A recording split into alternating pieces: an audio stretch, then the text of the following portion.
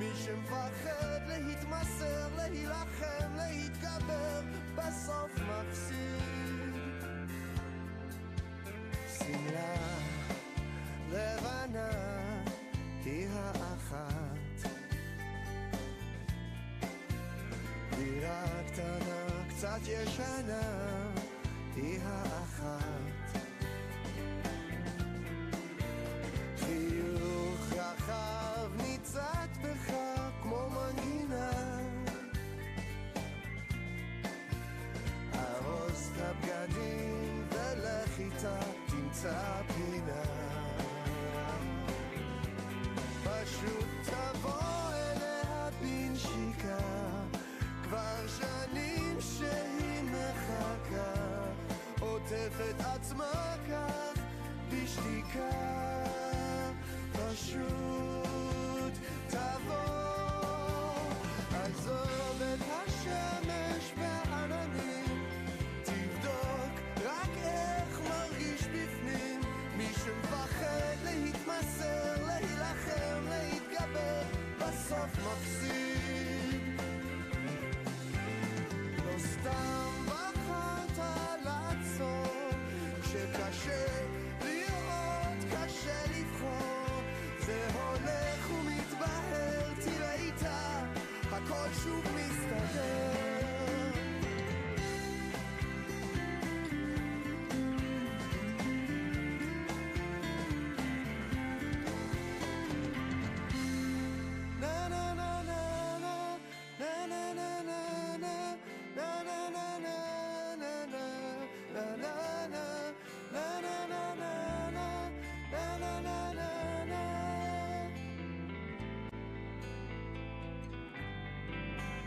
עזוב את השמש והעננים, תבדוק רק איך מרגיש בפנים, מי שמפחד להתמסר, להילחם, להתגבר, בסוף מפסיד. לא סתם בחרת לעצור, שקשה לראות, קשה לבחור, זה הולך ומתבהר, תראה איתה, הכל שוב מסתדר.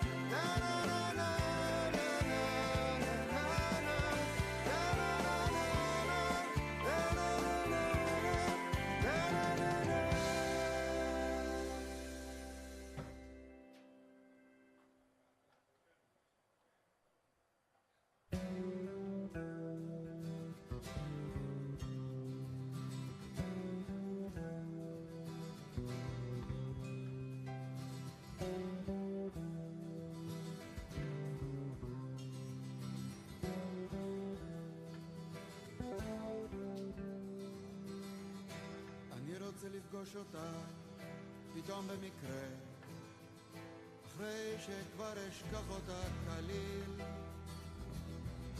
אני רוצה שזה יהיה לגמרי במקרה, ילדה קטנה אהבתי בגליל, עומד אצל חלון ראווה, בתור חייל מה כבר יכולנו להספיק, נשקפת בזגוגית, פתאום הולכת וקרבה, בתור חייל אני ידעתי להצחיק.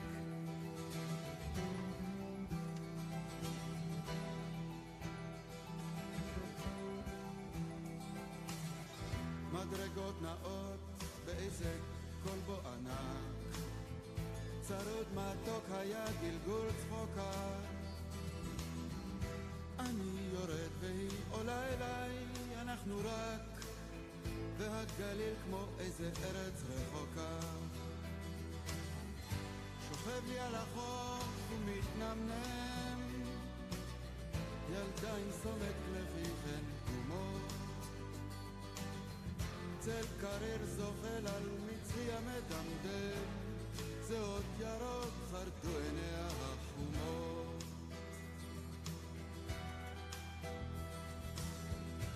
אוטובוס דחוס מלא ערב רב, נתחיל להיוודע, ייקחו אותך. ומי זו הנלחצת אליי גב אל גב, ורק צלקת תישאר ממך. פתאום התחיל הקיץ רגעים למנות, ואז כבר באו המסעיות. היא לא באה לנשיקה כמו יתר הבנות, גם תור לכרטיסים יכול להיות.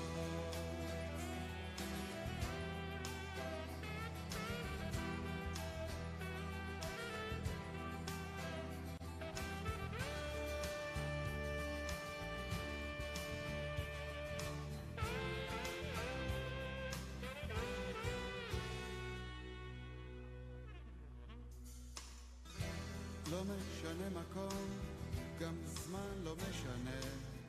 ילדה קטנה אהבתי בגליל,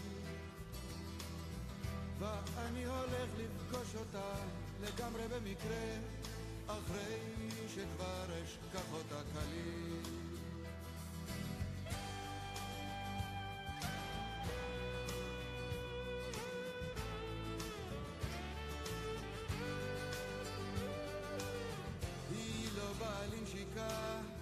כמו יתר הבנות, גם תור לכרטיסים יכול להיות.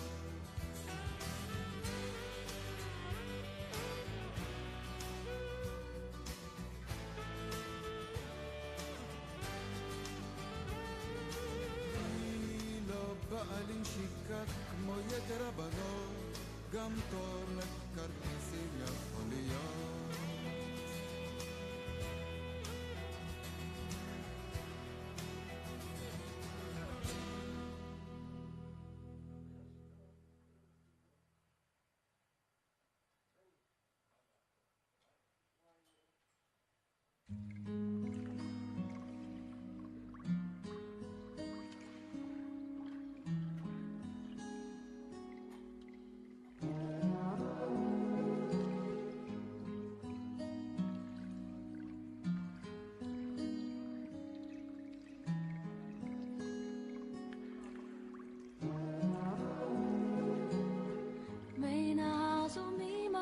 אלו הם ימי חייך, הם מימי חייך נשטפים בזרם שמתחיל עם גשם ראשון.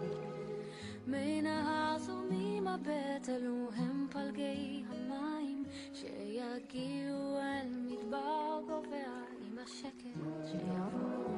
גם אם אשתה את כל הים הוא לא ירווה צימוני לעוד יום קרוב אליך, לעוד יום בזרועותיך. גם אם אשב מתחת שמש לא ישרפו אותי קרנך, כמו ליבי נשרף בלהבות אהבתך, כמו ליבי נשרף בלהבות אהבתך.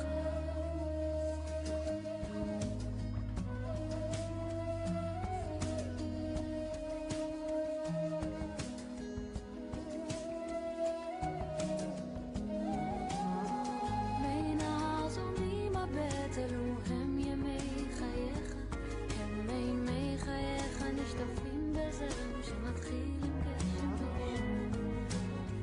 מי נהר זורמים מבט, אלו הם פלגי המים שיגיעו אל מדבר גובע עם השקט שיבוא.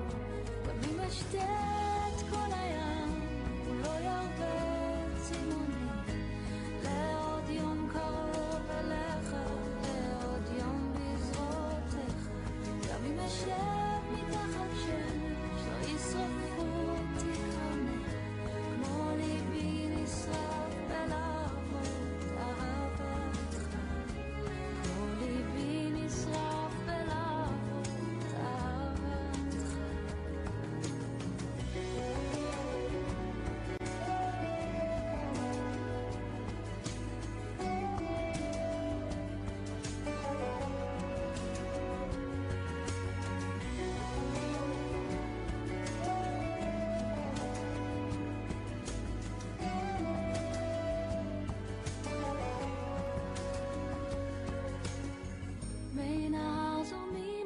מבט אלו הם ימי חייך, הם מימי חייך נשטפים בזרם שמתחיל עם גשם ראשון.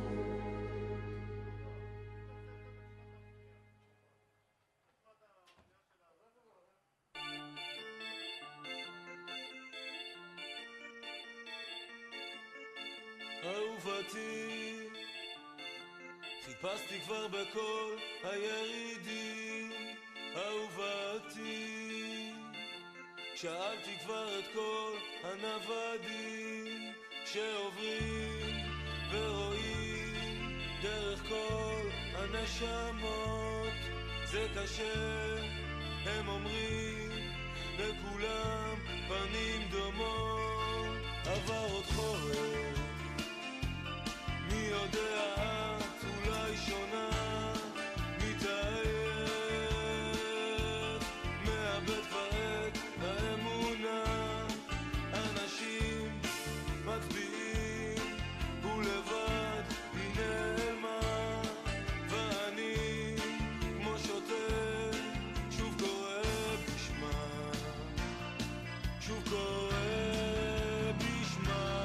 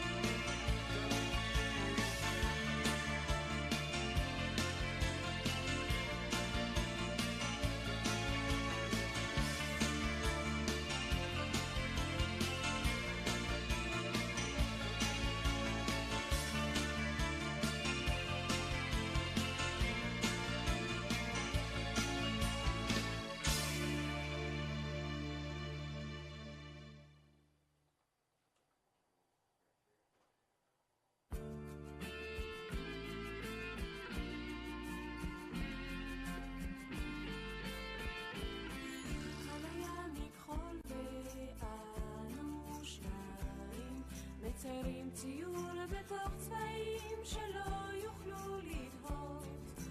כאן הייתה טירה ונהר זורם בלי מים, עברתי רק כדי לראות. הטירה עמדה בראש הגבעה, בתוכה נפלו הרבה מילים שאיש עוד לא אמר.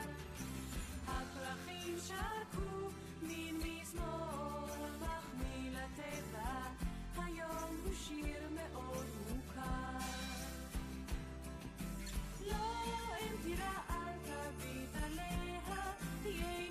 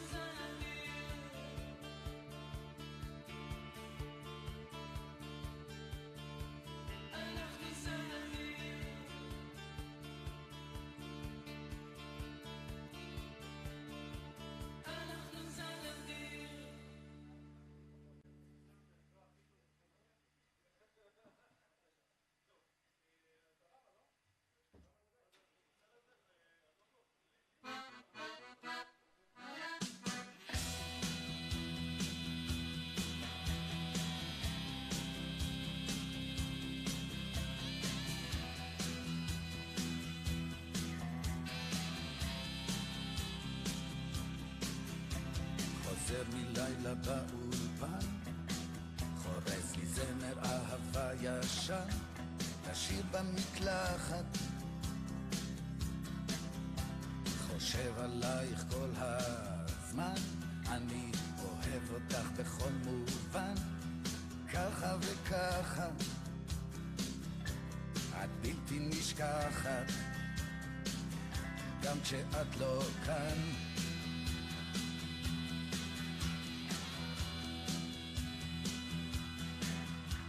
עולה עוד בוקר על חיי, אולי עבדתי יותר מדי, במקום להיות יחד,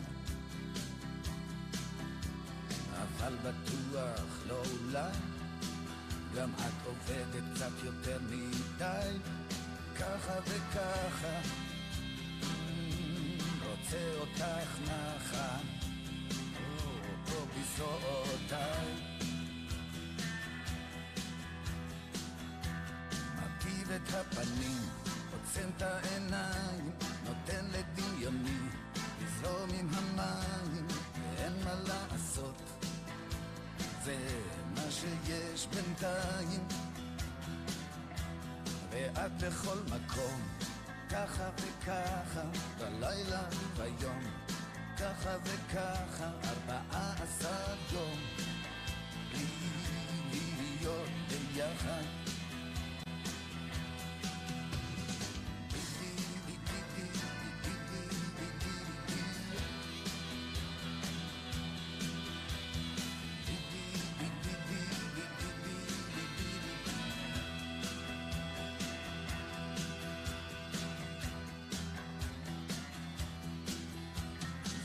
של ילד מאוהב, אם את שומעת את קולי, עכשיו את בטח סולחת, חושב עלייך כל הזמן, אני אוהב אותך בכל מובן, ככה וככה, את בלתי נשכחת, כן, גם כשאת לא כאן, את בכל מקום, ככה וככה, בלילה וביום, ככה וככה, 14 יום, בלי להיות ביחד, מרטיב את הפנים, עוצם את העיניים, נותן לדמיוני, לזרום עם המים, 14 ימים, אין נצח שנמשך שבועיים,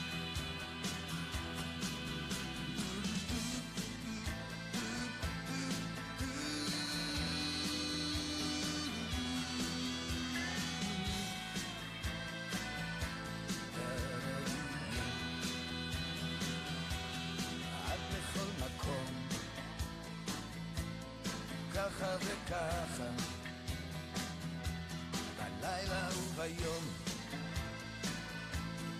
ככה וככה, מרטיב את הפנים, עוצם את העיניים, נותן לדמיוני, לזרום עם המים, ואת בכל מקום,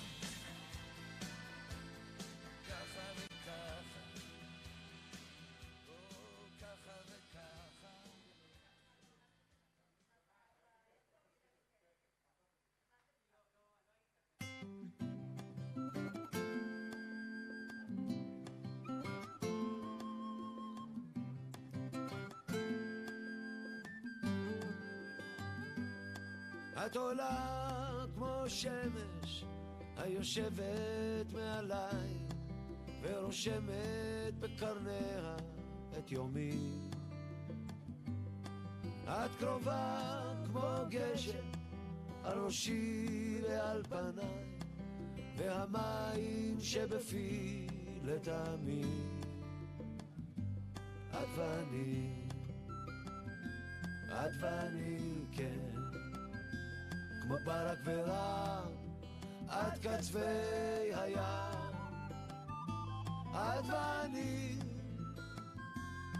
ואני כן, זה נשמע חזק יותר מהעולם.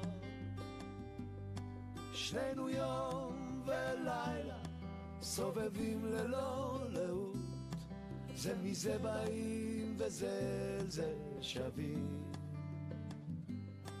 כמו צבעי הקשת עוד נקשור ענן בחוט ונאמר לו שמע באים ימים טובים, כי את ואני כן, כמו ברק ורעם עד קצווי הים. את ואני כן, זה נשמע חזק יותר מהעולם.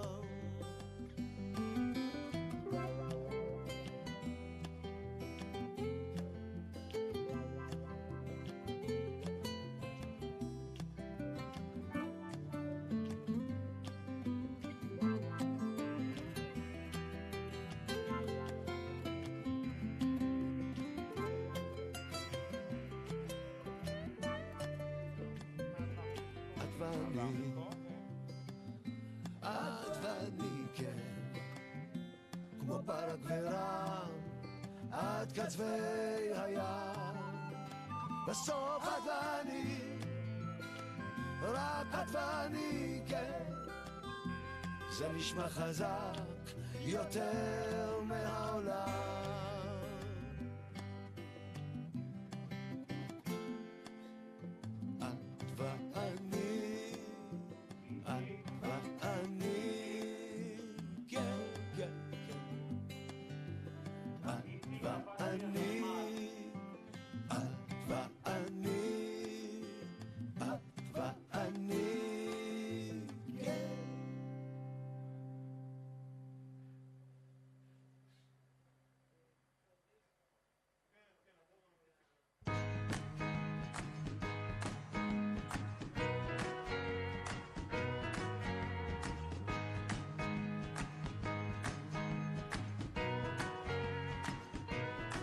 כשנולדתי מזמן אז הייתי קטן, זה קורה, זה טבעי, זה ידוע.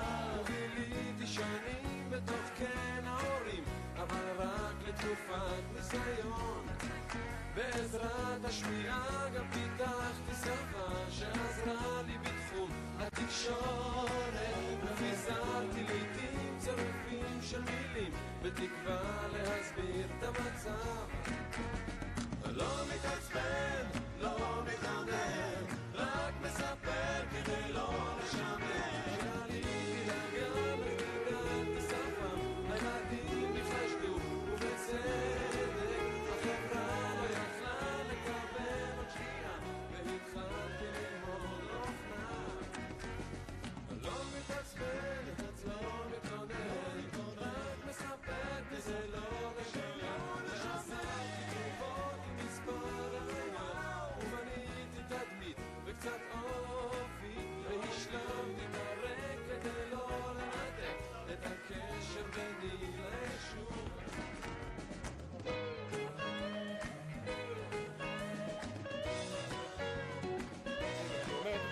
סוגרים עליהם מפה. כזה יופי, אני מדבר רגע. סוגרים פה.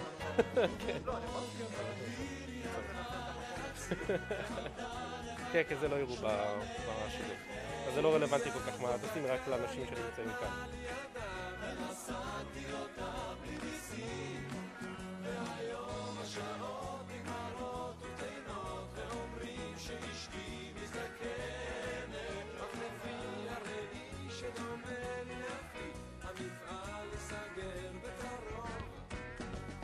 לא מתעצבן, לא מתעמר, רק מספר כדי לא לשמר. עובר את הימים, כי ככה רוצים, עושה עניינים אבל בלי להגזים.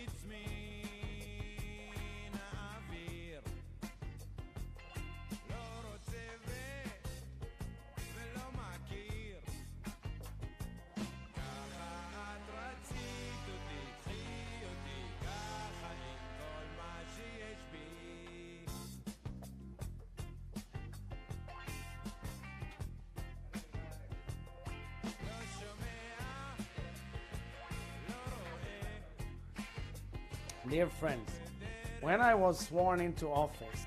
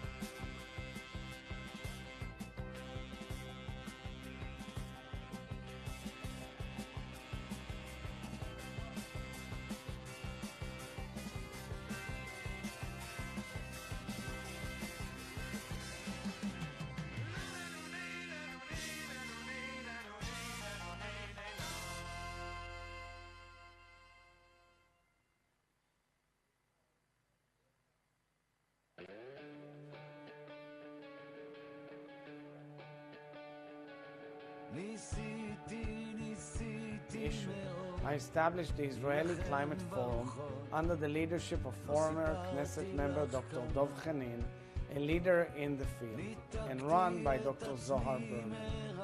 I am therefore so pleased to welcome all those gathered here today at the Paris Center for Peace and Innovation. Esteemed environmental academics and research institutes, leading venture capitalists, entrepreneurs, and startups. You are all ideological troops who understand the crisis we are facing and are willing to join the multinational effort to fight it. You recognize that this is not a personal challenge, nor is it a local stumbling block or national dispute. What we are confronted with is an international climate crisis, which threatens not a vague, distant future, but our tomorrow. It is a man-made crisis, which our children and children's children will be left with. We are seeing the dramatic impact of climate change all over the world, and it is clear that this important issue has become urgent. But in a world of interests and fears, in a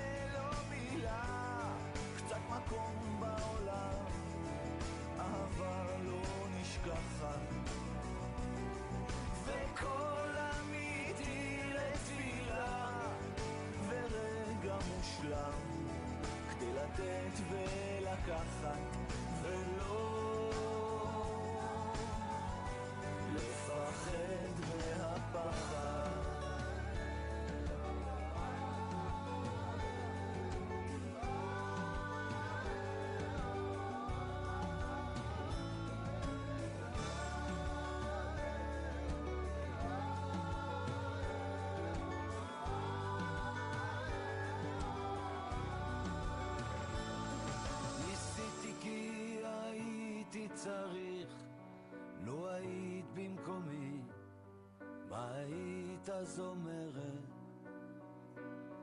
תמשיך כי צריך להמשיך, אם אתה אמיתי, בשבילי אתה המלך. אדם צריך שתהיה לו מילה, קצת מקום בעולם, אהבה לא נשכחת. וכל אמיתי לתפילה, ורגע מושלם, כדי לתת ולקחת. צריך שתהיה לו מילה, קצת מקום בעולם, אהבה לא נשכחת. וכל אמיתי לתפילה, ורגע מושלם, לתת ולקחת, ולא לפחד מהפחד, ולא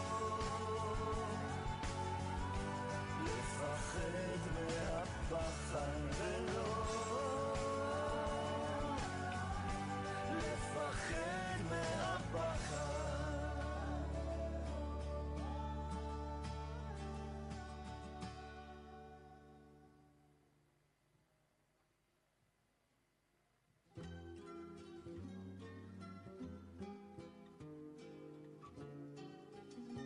Shalom from Jerusalem.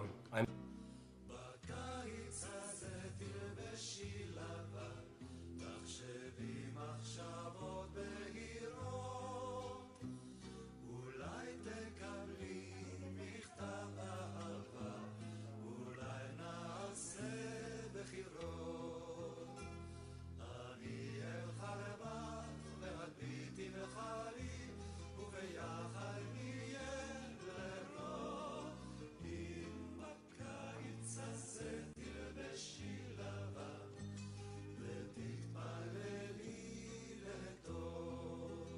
Shalom from Jerusalem.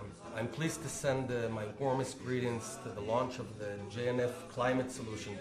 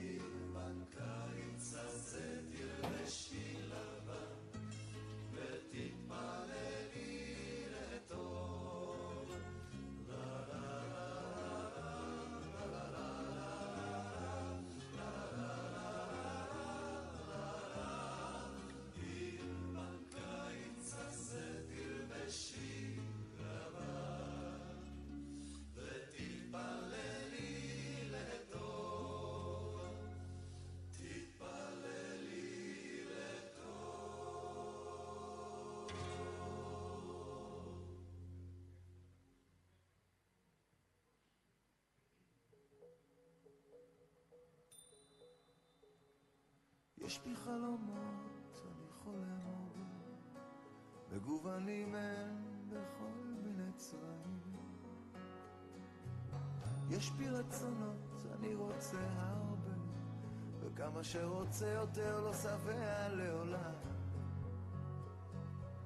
יש בי זיכרונות, אני זוכר הרבה, חלקם טובים ובחלק טעמם.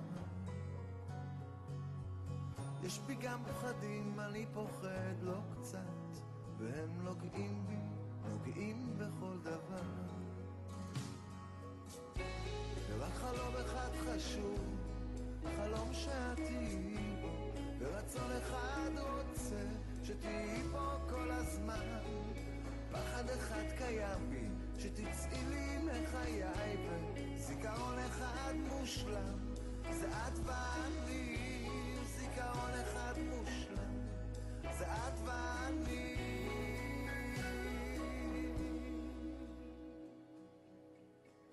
יש בי הבטחות, הבטחתי בהרבה, חלקן קיימתי וחלקן לקח הזמן. יש לי חברים, אני חבר הרבה, אך כשיכבה האור אולי ייעלמו כולם.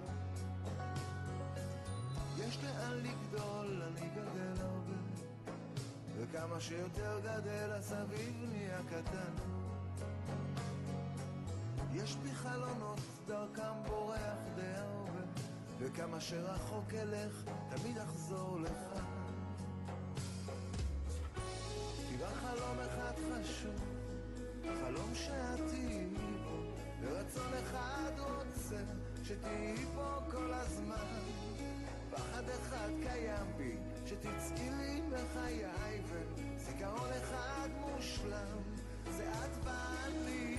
כי חלום אחד חשוב, חלום שעתיד פה, ורצון אחד רוצה שתהיי פה כל הזמן. פחד אחד קיים בי שתצאי לי בחיי, וזיכרון אחד מושלם זה את ואני. רק זיכרון אחד מושלם זה את ואני. אוי, זיכרון אחד מושלם זה את ואני. זיכרון אחד מושלם זה את ואני.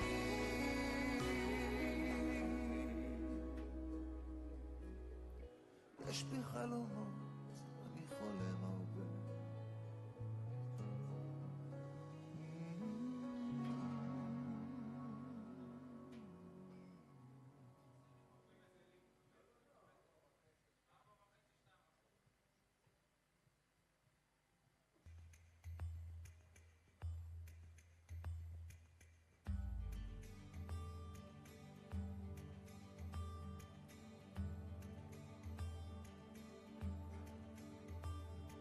משהו מתחיל, מתגלגל ברחובות, משהו אחר יורד במדרגות, משהו קורה תופס לו בזנב, משהו חדש מתחיל אצלי עכשיו.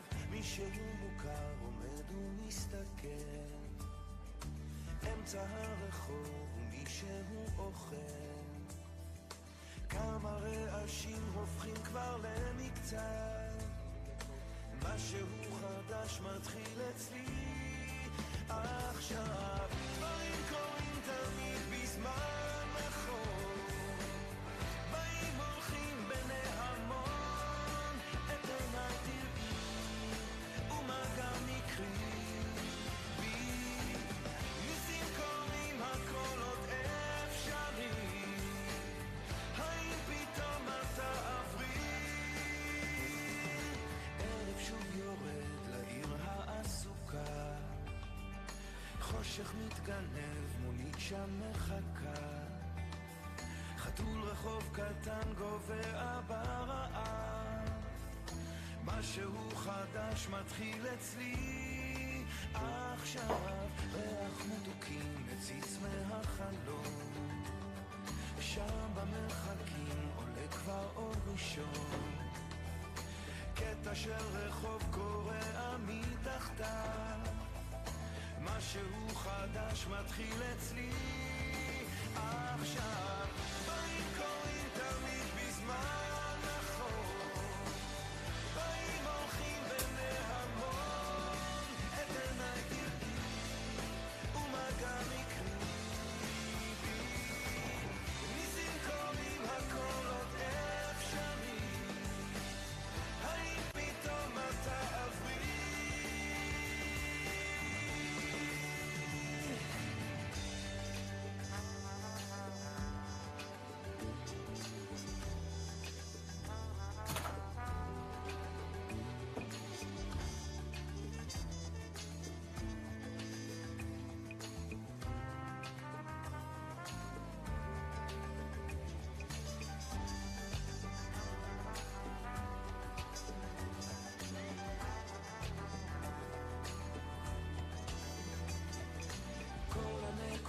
כבר מתחברות לקו, משהו חדש מתחיל אצלי עכשיו.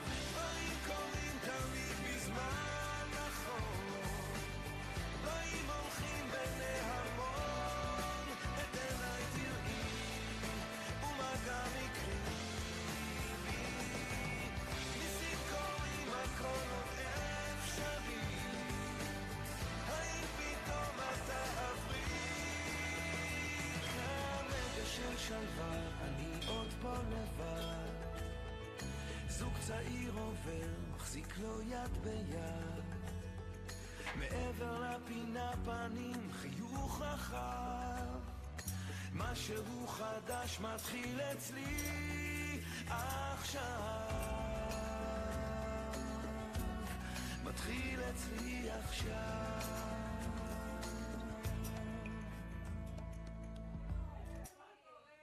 זרעי קיץ נישאים ברוח, מאירים זיכרונות, מעוררים ארגונות. זרעי קיץ באים בנחיראים ורומזים איזה קיץ הולך להיות.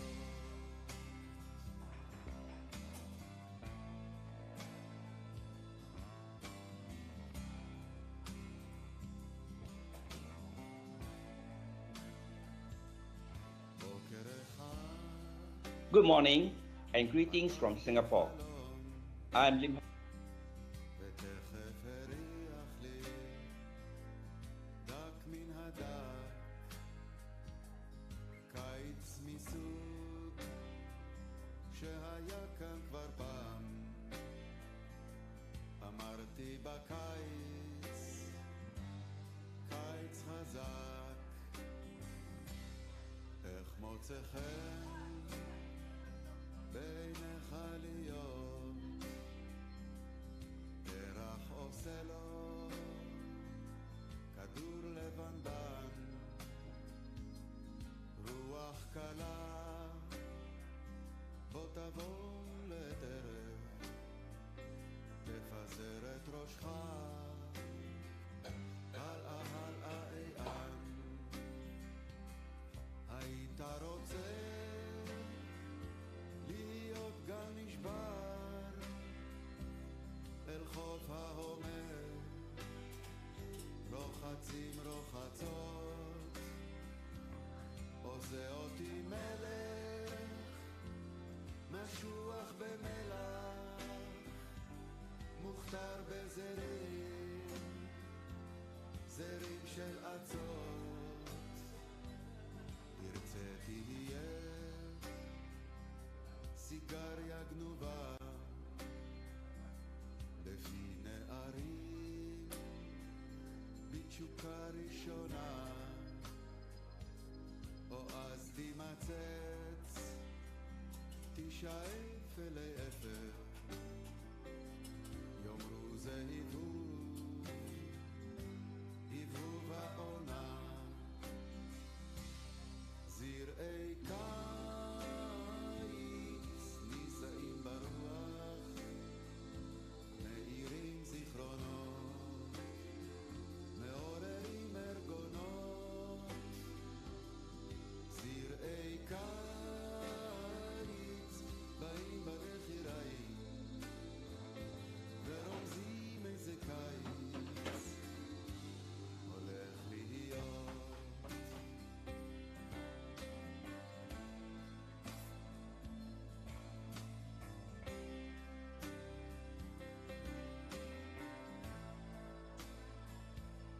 אז מהו הקיץ שבא להיות, ממה שהריח לי דק מן הדק, גל אהבה שנוסע אלינו, נשבר על כמיהה למרחק. זרעי קיץ נישאים ברוח, מאירים זיכרונות, מעוררים ארגונות. זרעי קיץ באים בנחיראים ורומזים איזה קיץ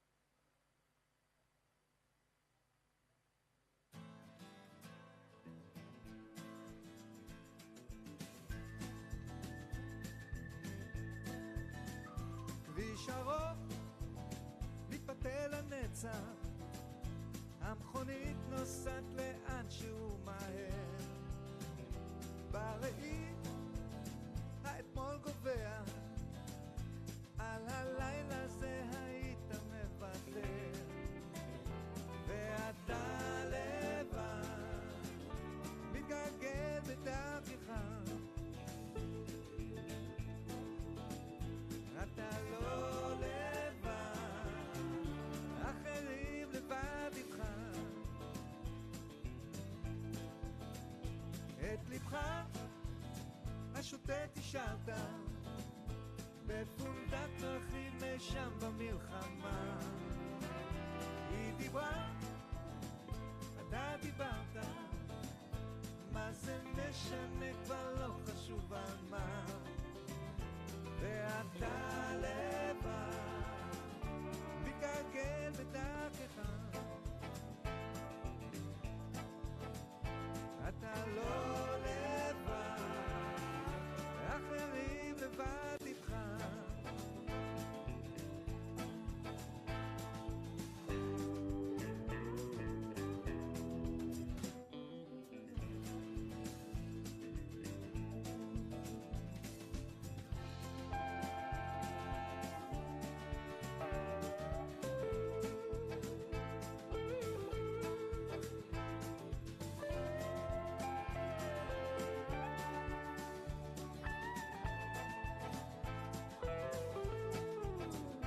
פנסים אלומות בחושך מאירים את סוד האופק השחור, בסיבוב את תסתכל קדימה, את לי החסד ואת לי בית ואת שוכנת בליבי, את לי השקט איתך זה שניים ואת יושבת בקרבי, מכל הלבטים בכל השינויים אני נשאר איתך, בכל הניגונים בכל הכיוונים אני נשאר שלך, כי את מה שהלב שלי בחר אחרי כל מה שהוא עבר, כן את מה שהלב שלי בחר, בחלקך תמיד חזר,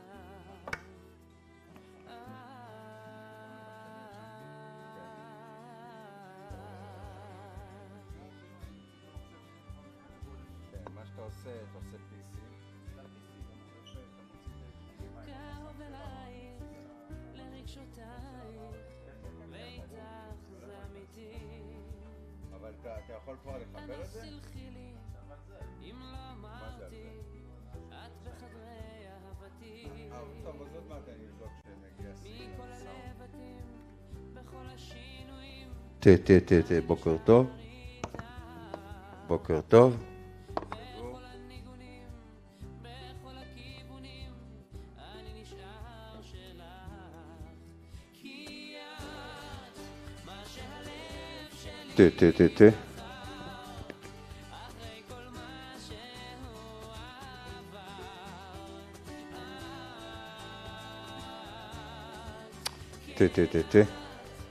מה שהלב שלי בחר ואל חיקך תמיד חזר,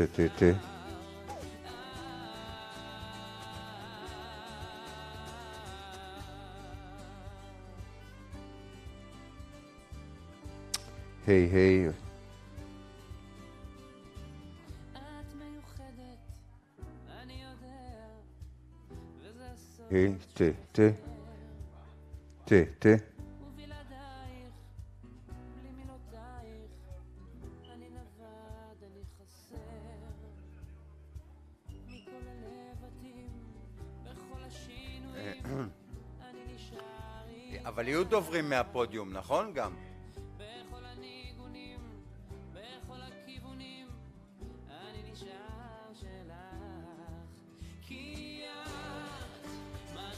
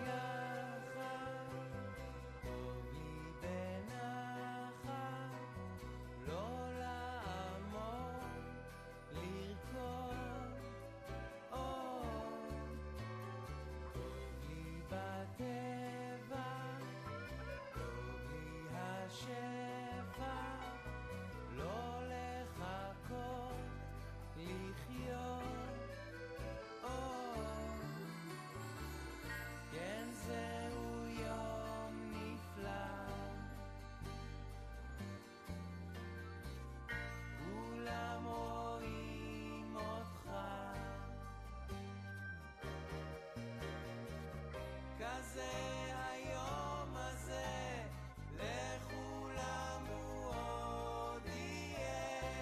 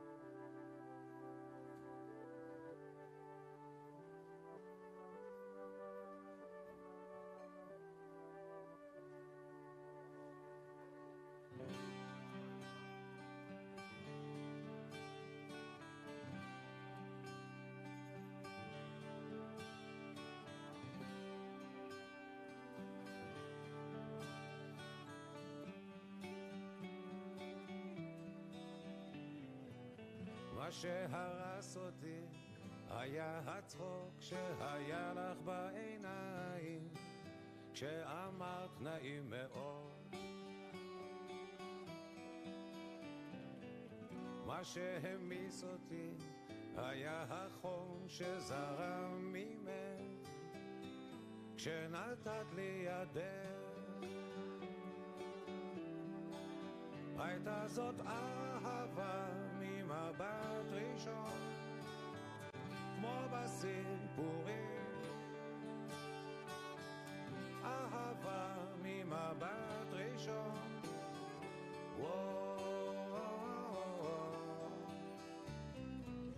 מה שהרס אותי היה הקן שהיה לך בעיניים כשפגשת את מבטי.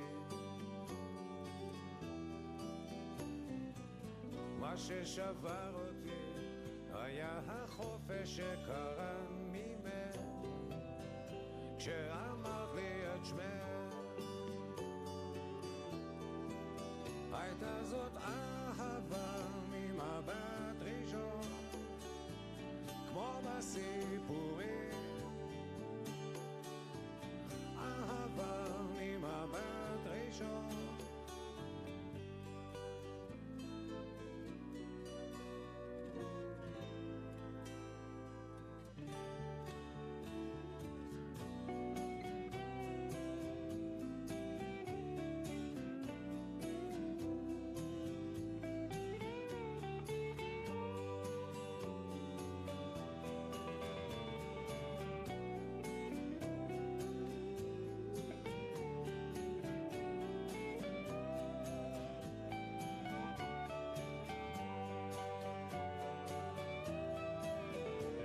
זאת אהבה ממבט ראשון כמו בסיפורים, אהבה ממבט ראשון.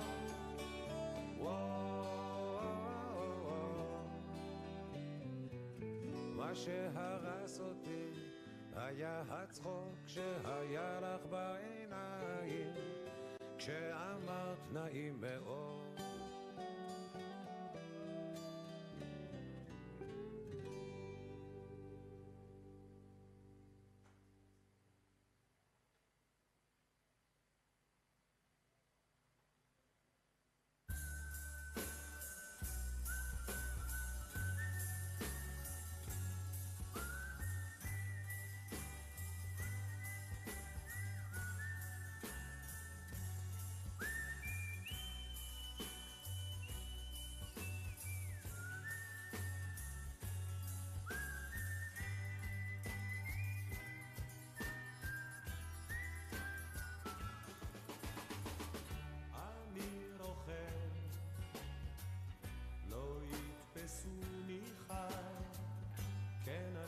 זוכר אותה איתי, רוכבת איתי,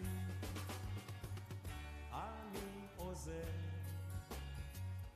אולי קהו עיניי, והיא עומדת שם צוחקת אליי. קח לך אישה ובן הבית, קח לך, קח לך. אני רוכב, השמש בגבי, כן אני מרגיש אותה איתי כאילו עכשיו. הזמן עוקב וכבר נוגע בי, ואין כבר דרך להמשיך ולרכב. קח לך אישה ובני לבית, קח לך,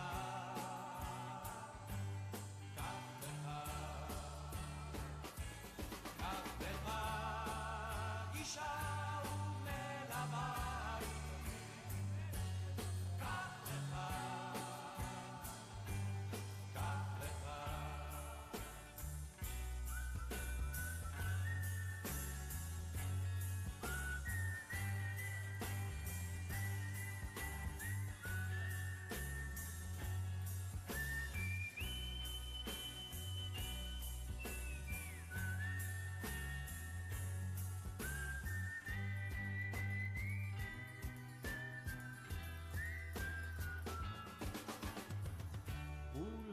אשוב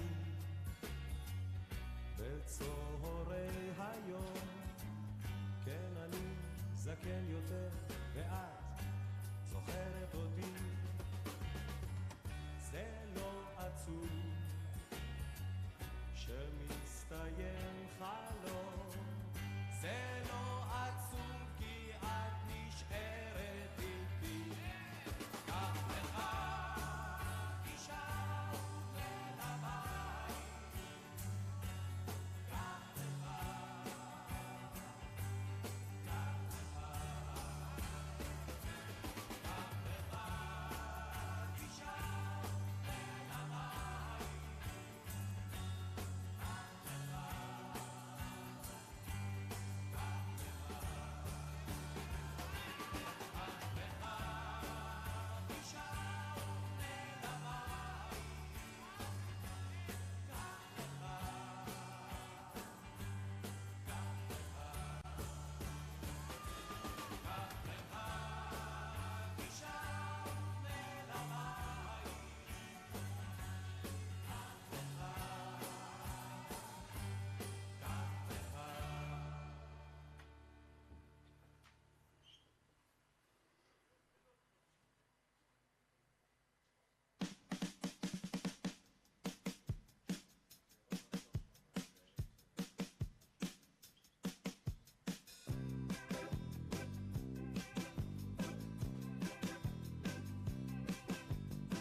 רחוב ישן בצהרי היום, לצדם בתים עם גג אדום, במספרה ממול יושב אנטון, מסתבר פסי רכבת חוצים שדה, וגשר מעל הפסים חוצה, מכולת בית מלון, בדואר בלי חלון.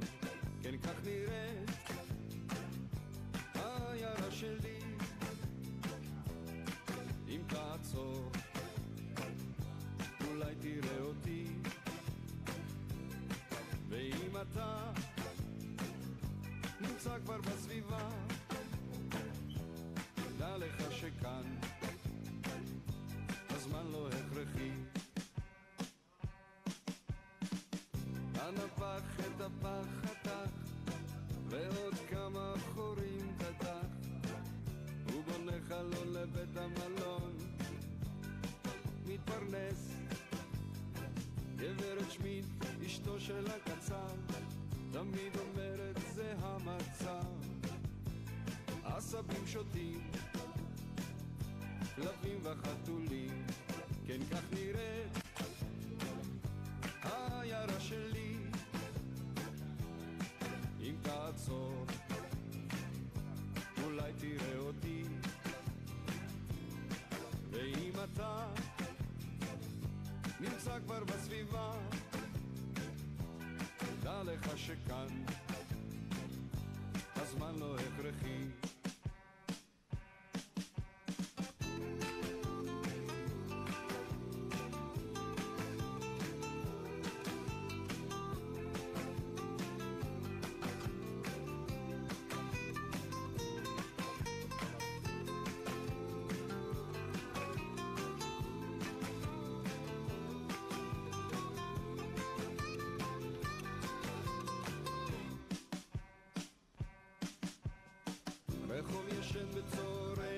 Shalom from Jerusalem.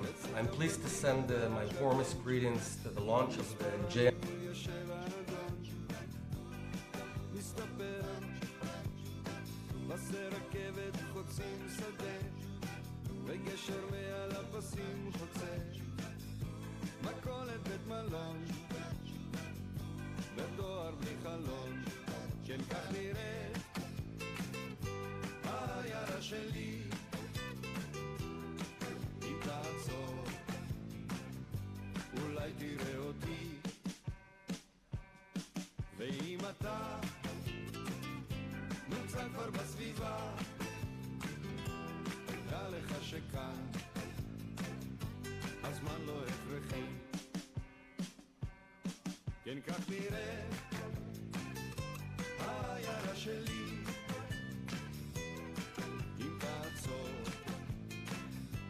אולי תראה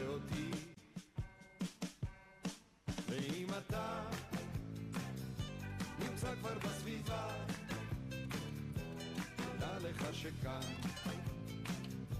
הזמן לא הכרחי. כן כך נראית העיירה שלי, אם תעצור אולי תראה אותי, ואם אתה נמצא כבר בסביבה, דע לך שכאן הזמן לא הכרחי. כן כך נראה העיירה שלי, אם תעצור אולי תראה אותי.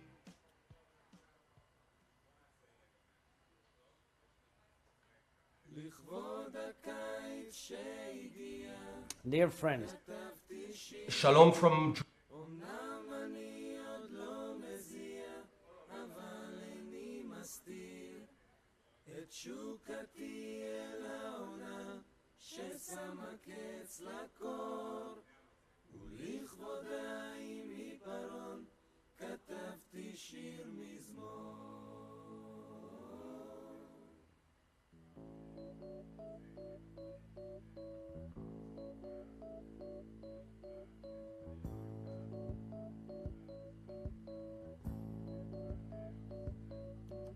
עם בגד ים יצאתי פעם אל חוף ביום אביב, צמיחה מבעד, עיתון ביד ושמש מסביב, מצאתי חול פנוי מכל אדם ובהמה, ואת עצמי פרקדתי בין ים ליבשה, גלים על פני המים ושקט של שמיים, חלום אביב עולה ואותי הוא ממלא.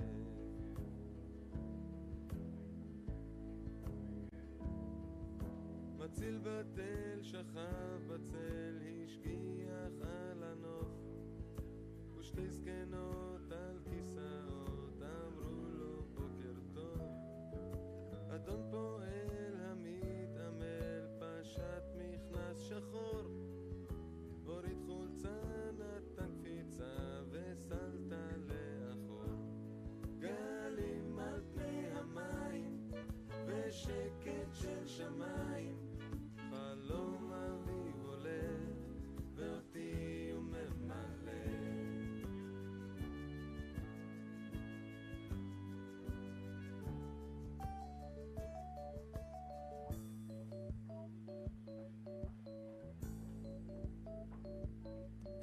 הגיע זוג שבא לדוג עם אוהל מיידי, בנו ביתם אל מול גולן 2 מטר לידי, ובינתיים אל המים רצו קייטנים, 24 ילדות ו12 בנים, גלים על פני המים ושקט של שמיים, חלום אביב עולה ואותי הוא ממלא.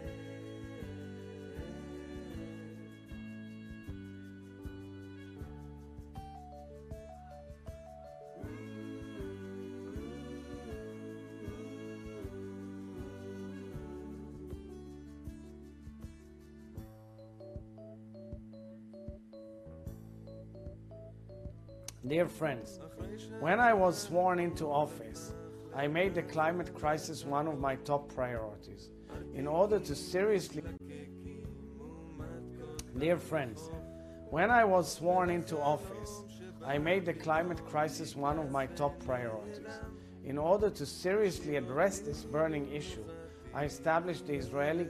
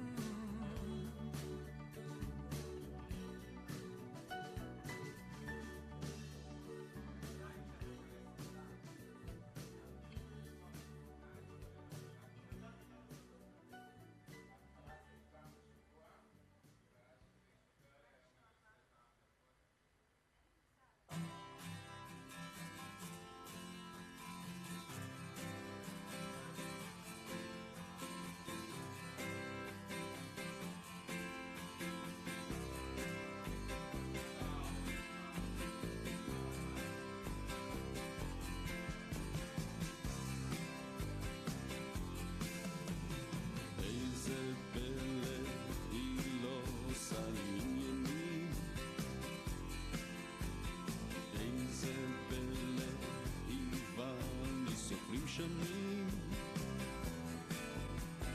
מה הפלא שרוצים אז משתנים? מה הפלא כששרים יהיו זמנים? הנה זה בא, הנה זה בא,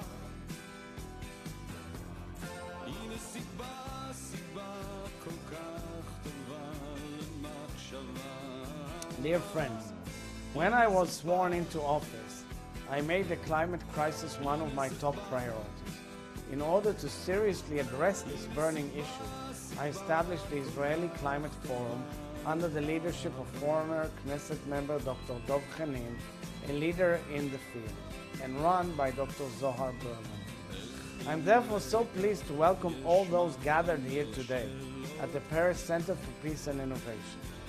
Esteemed environmental academics and research institutes, leading venture capitalists, entrepreneurs, and startups.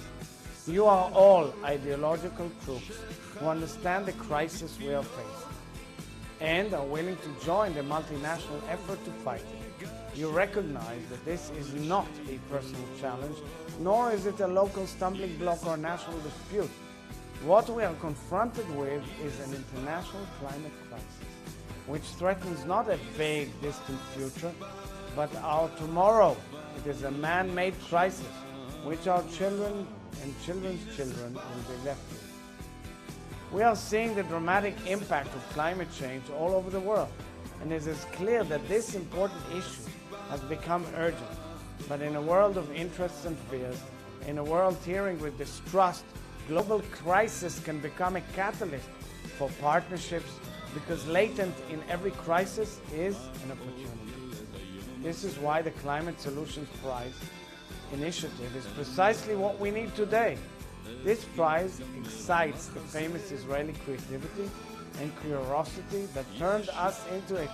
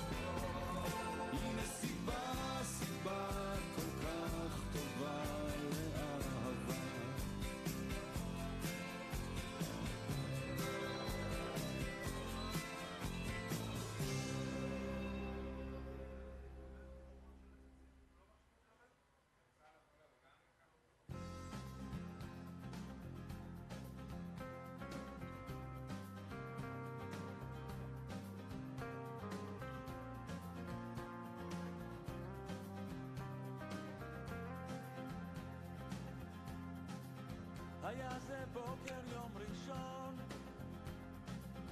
העיירה עוד ישנה, והוא ממשיך ושר, שר מול חלונה. נזכר איך הוא וחבריו ישבו בבית קפה קטן, כשהיא יצאה לרחוב כמו סופה אל ים. ליבו כמעט הפסיק לפעום, הוא התאהב בה במקום,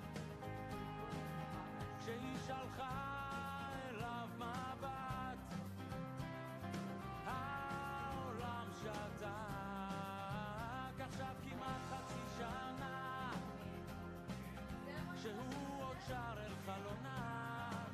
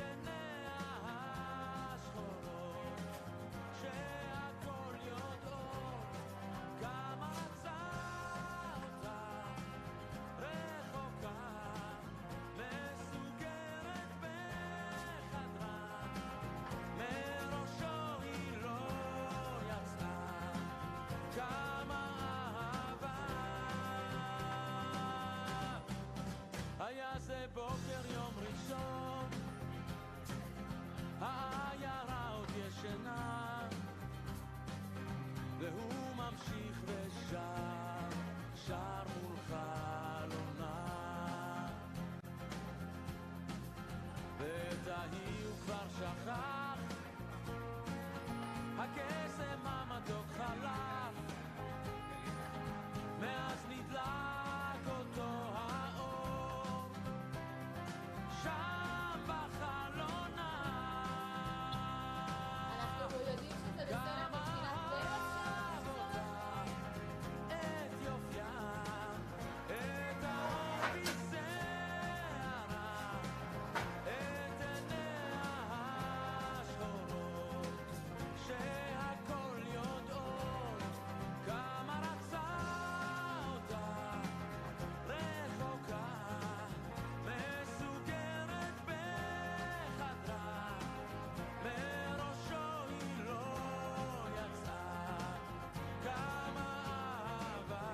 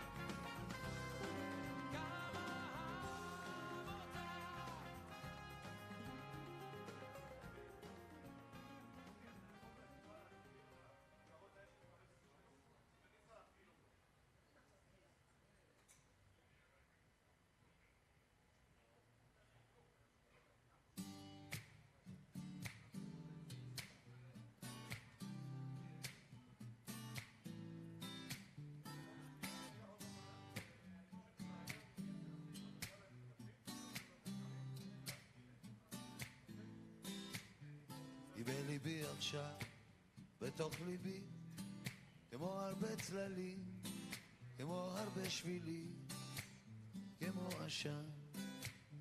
היא רק שלי עכשיו, היא בחובי, כנוף הרבה עלים, כמנהר כחולי, עכשיו היא כאן. אהבתיה, אני יודע זאת פתאום. אהבתיה, פתאום עכשיו, פתאום היום, כן היא שלי עכשיו, כמו השיר, עולה היא מתוכי, עולה בכל כוחי, כמו השיר.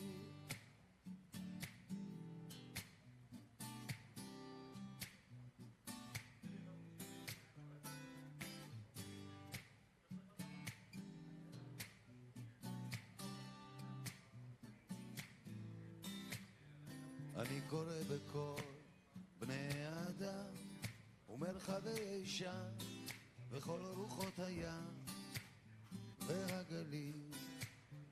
אם תשמעי אותי ואת שירי המתפרץ קיים צועק אל העולם, רק תשמעי.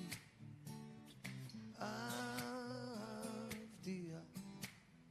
אני יודע זאת פתאום, אהבתי פתאום עכשיו, פתאום היום, כן היא שלי עכשיו, כמו השיר, עולה היא מתוכי, עולה בכל כוחי, כמו השיר.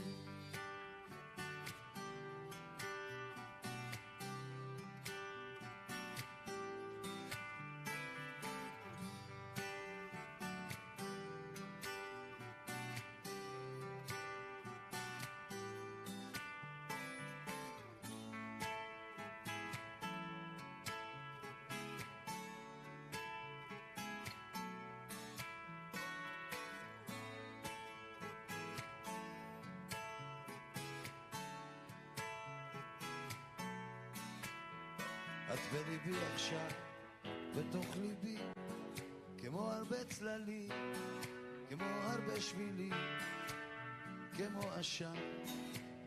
את רק שלי עכשיו, את בחומי, כנוף על בעלים, כמנהר חולי, עכשיו את כאן.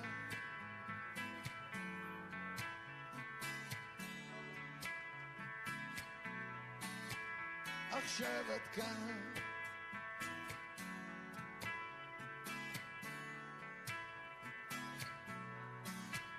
עכשיו את כאן,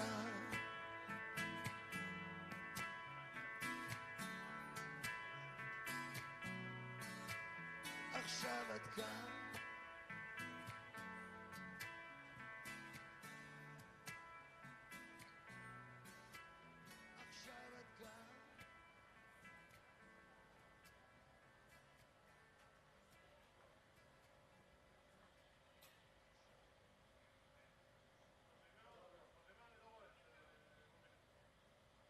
La la la la la la la la la la la. Yes, yes. Fantasia. Yani Zumia. Back down. Let's get 'em.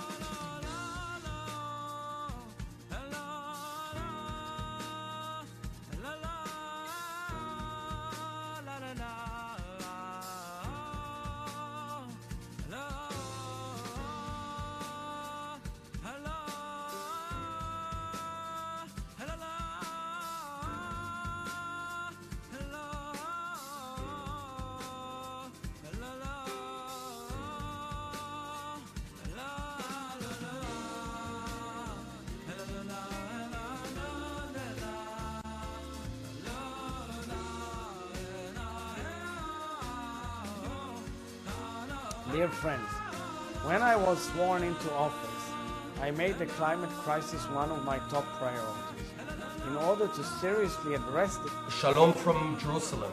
I'm pleased to send my warmest greetings to the launch of the JNF Climate Solution Prize, which aims to use Israeli innovation and technology to fight climate change across the planet. You know, I recently attended the UN Climate Summit in Glasgow. Good morning and greetings from Singapore. I'm Lim Hock Chuan, the Chief Executive of Temasek Foundation Livability. I'm very happy to be able to join you this morning for the launch of the Climate Solution Prize. The Temasek Foundation is the philanthropic arm of Temasek, a global investment company based in Singapore. We fund translational research to produce operational prototypes and then help the innovators to commercialize their products to follow on funding from other investors. This way, we hope to be able to create impactful improvement to livability in the cities. This morning, the Temasek Foundation is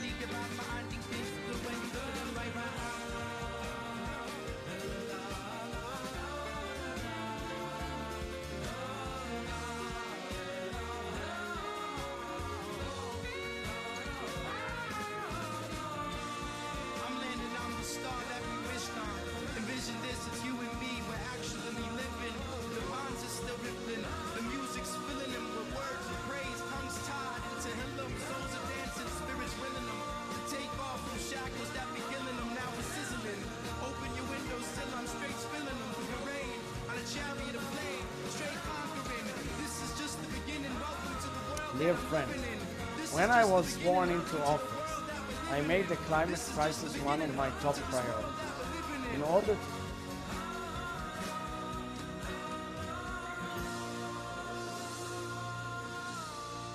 Shalom from Jerusalem. I'm pleased to send my warmest greetings to the launch of the JNF Climate Solution Prize.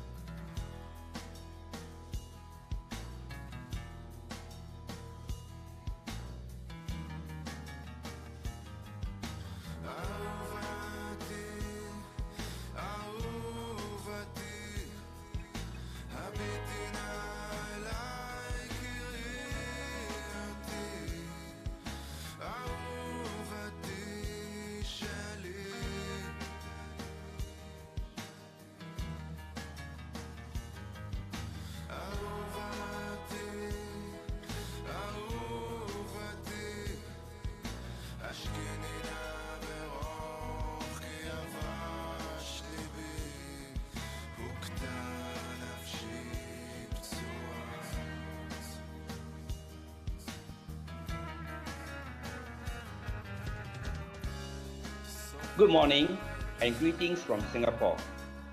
I'm Lim Hock Chuan, the Chief Executive.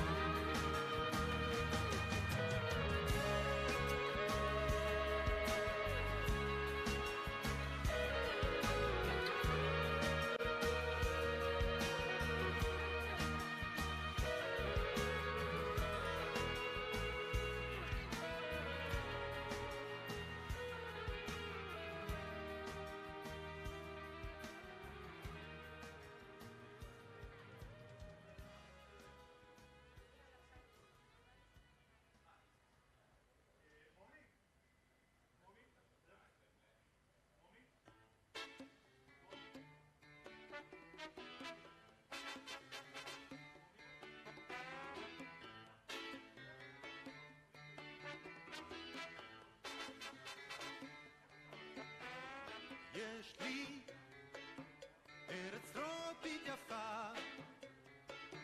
שהשמש ליצה, יש לי ים לעולם כל רגע,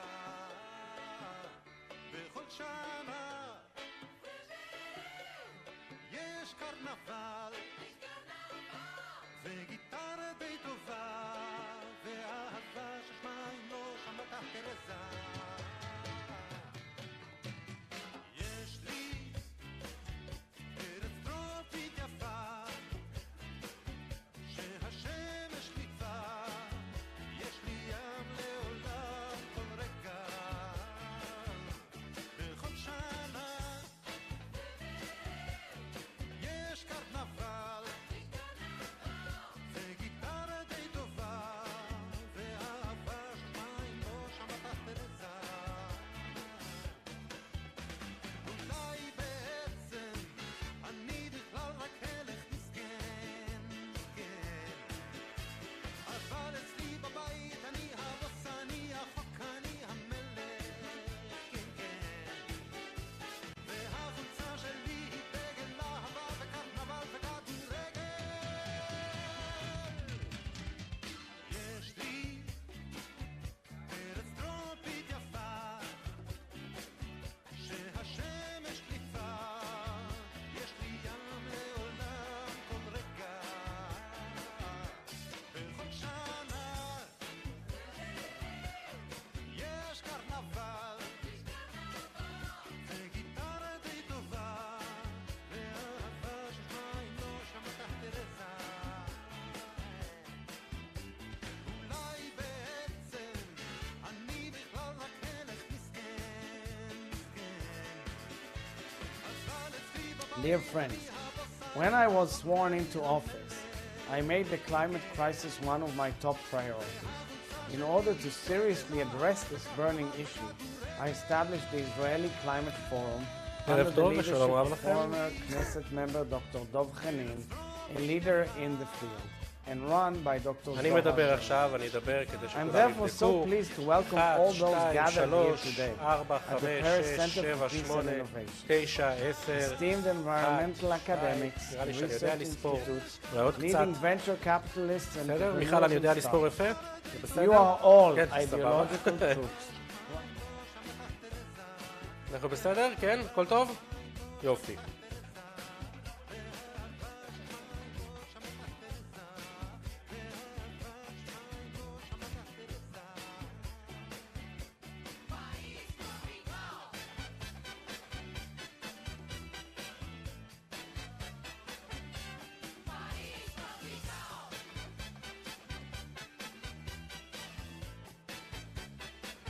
Shalom from Jerusalem. I'm pleased to send my warmest greetings to the launch of the JNF Climate Solution Prize, which aims to use Israeli innovation and technology to fight climate change across the planet. You know, I recently attended the UN Climate Summit in Glasgow in Scotland, and there I pledged that Israel will take extensive measures to reduce Israel's carbon footprint and preserve our beautiful country. But, you know, Israel's carbon footprint, being a small country, is not going to make a huge change on the world. But if we really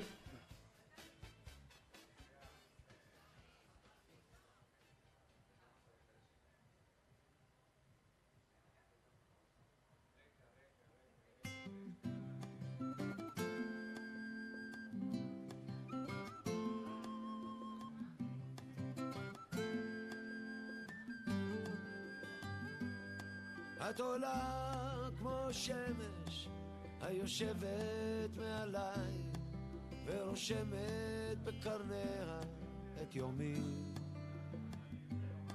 את קרובה כמו גשם על ראשי ועל פניי, והמים שבפי לטעמי. את ואני כן, כמו ברק ורעם עד קצווי הים. את ואני כן, זה נשמע חזק יותר מהעולם. שנינו יום ולילה סובבים ללא לאות זה מזה באים וזה שווים, כמו צבעי הקשר עוד נקשור ענן בחוט ונאמר לו שמע באים ימים טובים. Dear friends, when I was sworn into office, I made the climate crisis one of my top priorities. In order to seriously address this burning issue, I established the Israeli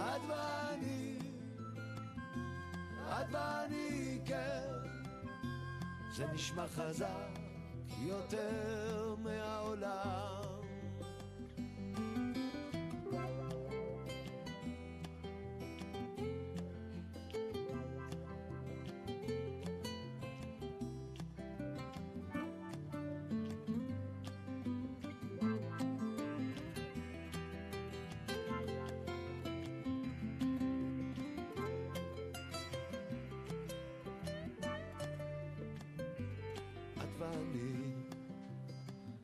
את ואני כן, כמו ברק ורם, עד קצווי הים. בסוף את ואני, רק את ואני כן, זה נשמע חזק יותר מהעולם.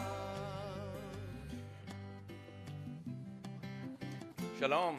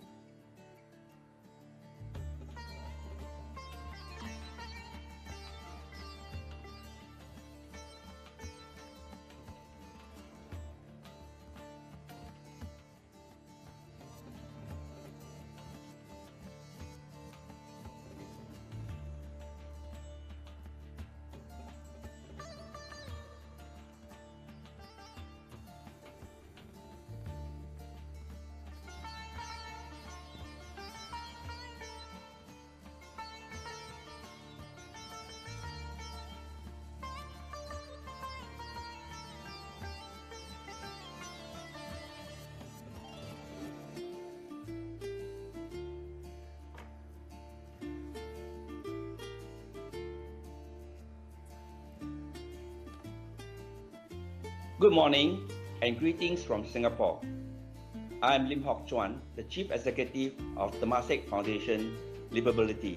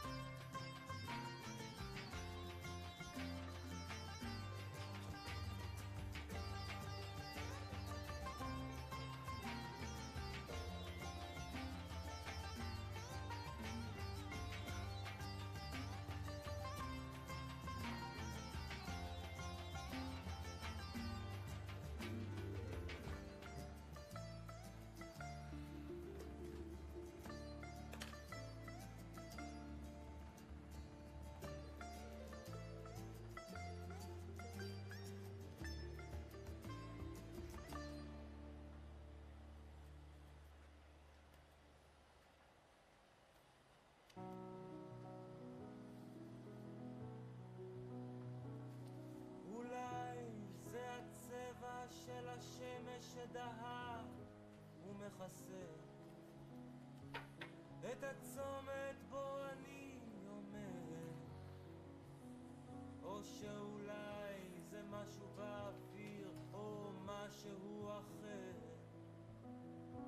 אבל מותק את אצלי בראש. אני לא מחפש צרות, אל תכעסי, אל תדאגי, לא אתחנן ולא אומר שלא אוכל לשכוח, ולא אזחל ולא אבכה ולא אסתיר ממך שאבכה. Of course, you see? Can I see mine for fun?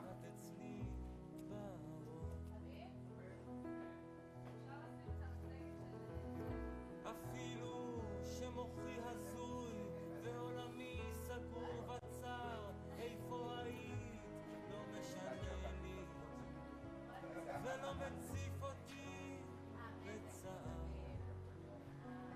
גם לא אכפת לי איפה או עם מי תתעוררי מחר. Wait, I have one now. רק שמותק את אצלי בראש. אני לא מבקש ממך לומר מילים כמו כן ולא, אנא הביני, אין לי מקום לקרוא לך לא. Let's go. Oh, and is there, I guess there's a little thing? Okay. That's okay. Well, I don't need it right now. Shalom. Eze Yofi. I would like to thank Michal Zero for all her hard work. Without Michal, none of this would have been possible. And that's all I have to say. Toda. See you later. Drunk. Exactly. Oh, it's the wrong presentation. So, not the wrong. So this is the. Now. So it doesn't make a difference. It's fine. Okay. Yeah, because I sent a slightly updated one they asked for, but it's fine.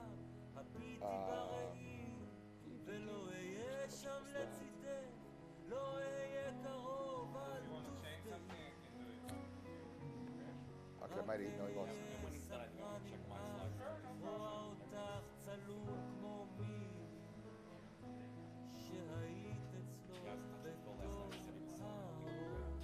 Yeah, so they asked me to make it consistent, so I sent one, another version, very slightly different.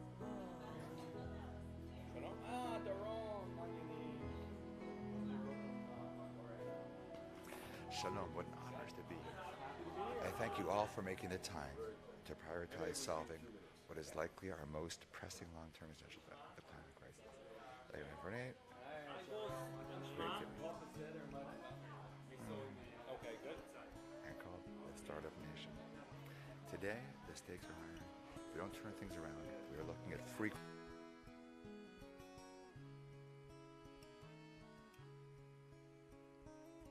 הייתי ילד בלילות עצוב משוטט לבד, לא נתתי לאיש לדעת, את היית אהבת נעוריי. הייתי ילד בימים חול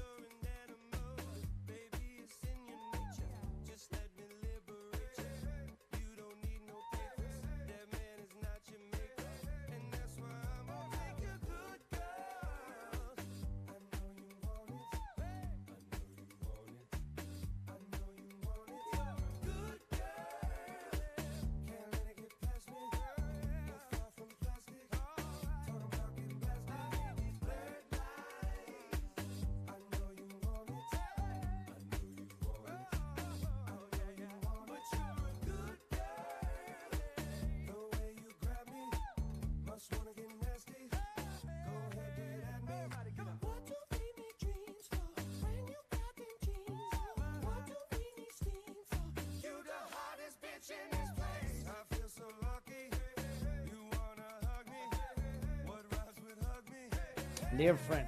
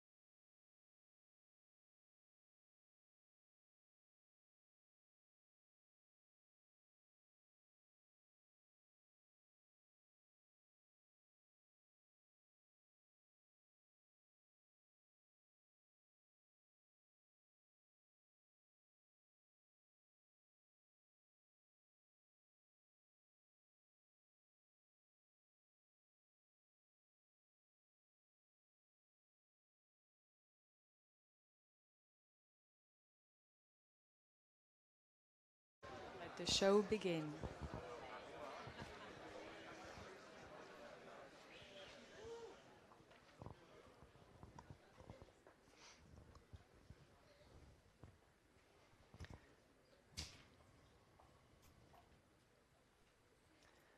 Flash floods, drought, raging fires, Melting icebergs, extreme weather, hunger, air pollution. all of this happening at a fast-paced.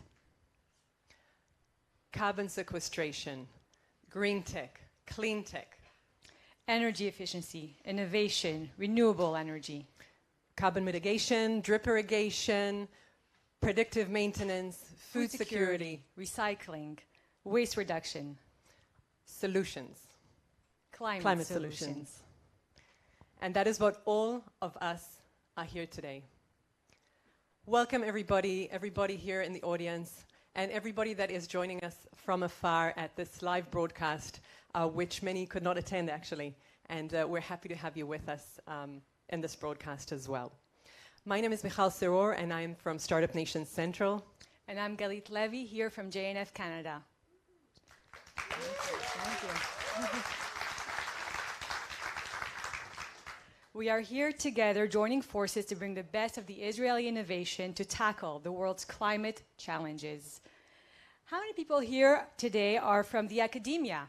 Please raise your hands. How many startups? Yay. Wow. Any investors in the audience? Yay. Anybody, government representatives? Any corporate representatives? Beautiful. Look at us. We are all here together today to be part of the solution. And true partnerships are key to offsetting the fast pace of climate change. We're graciously hosted here today by the Paris Center for Peace and Innovation, and who better than to open this session than the man himself, the man that needs no introduction, Mr. Chemi Perez, Chairman of the Paris Center for Peace and Innovation. Let's put our hands together for Mr. Chemi Perez.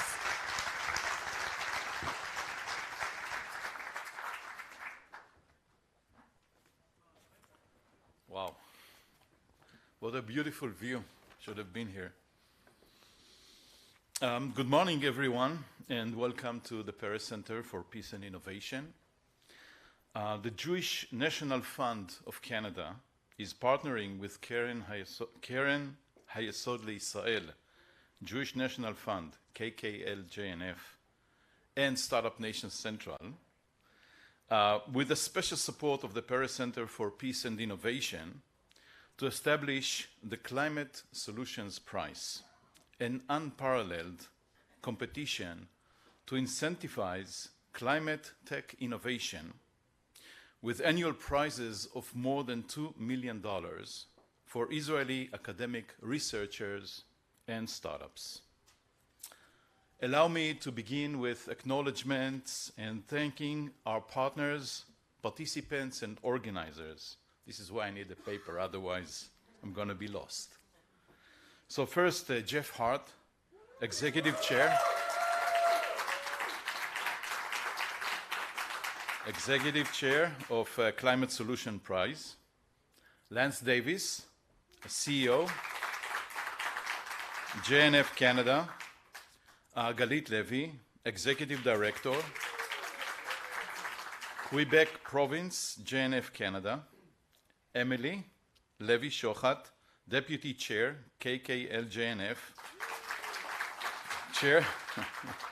Chair of the Environment and Science Committee, my friend Avi Hasson, the CEO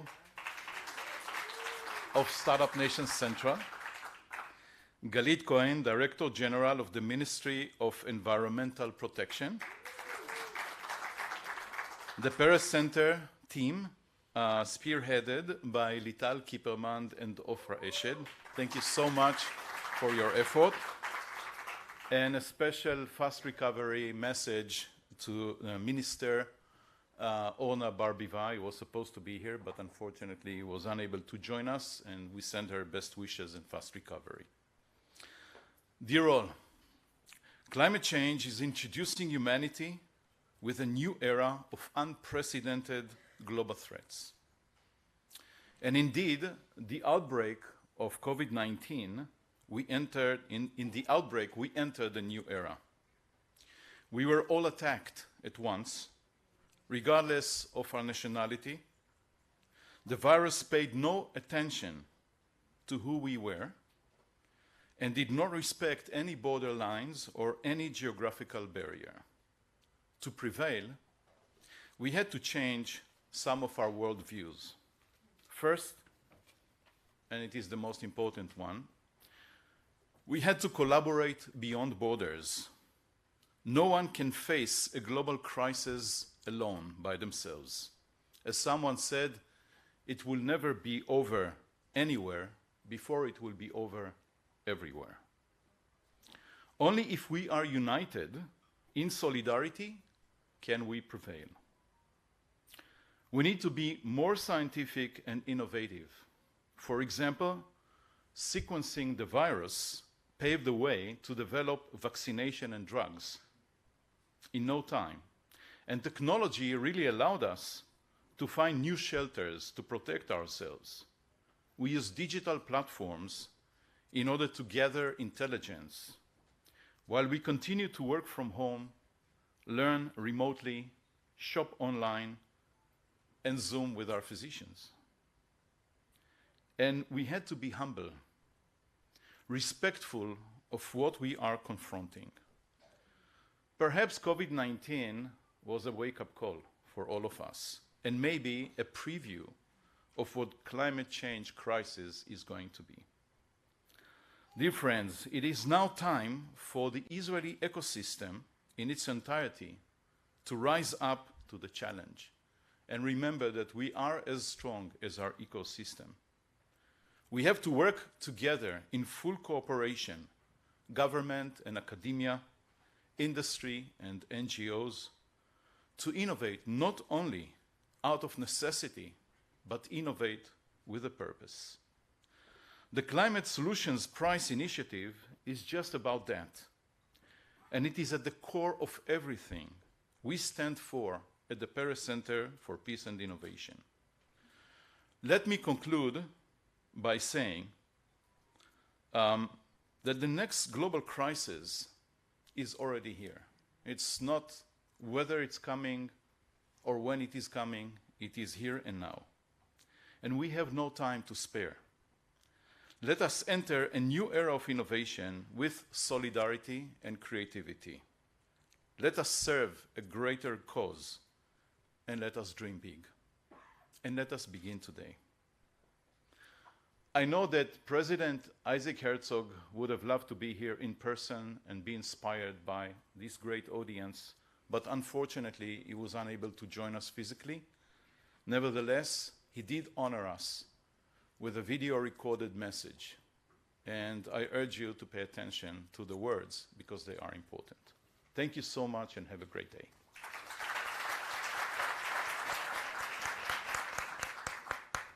Dear friends, when I was sworn into office, I made the climate crisis one of my top priorities.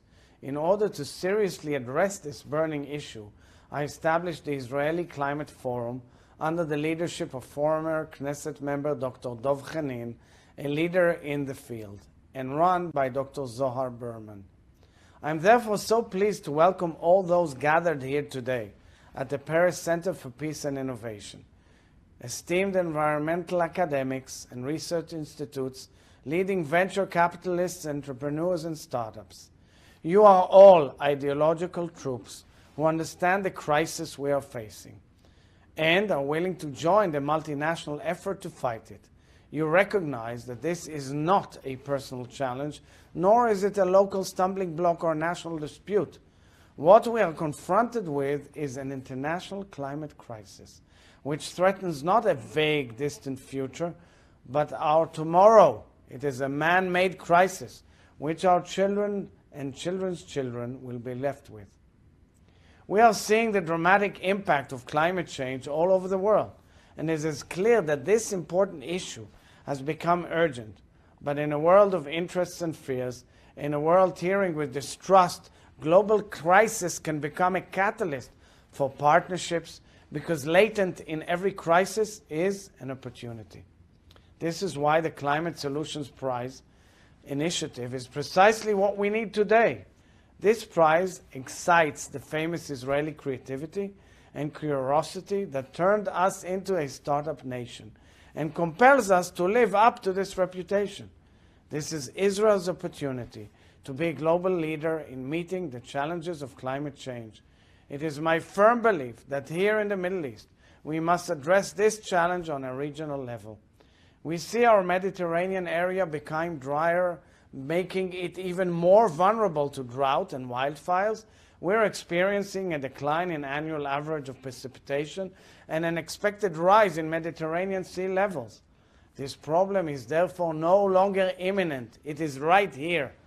And so, I've begun to recruit our Middle Eastern neighbors for a regional collaboration to tackle the climate crisis together. Here at the center, named after the great leader who coined the phrase a new Middle East, it is time for a renewable Middle East, be it Greece, Cyprus, the UAE, which I recently visited, Egypt, Jordan, Turkey, and of course, our neighboring Palestinians. We need ongoing discussions. I'm committed to keeping this on Israel's multilateral agenda, knowing that we share the challenges and we can all benefit from the solution. Renewable energy is but one prime example of the immense potential this region possesses.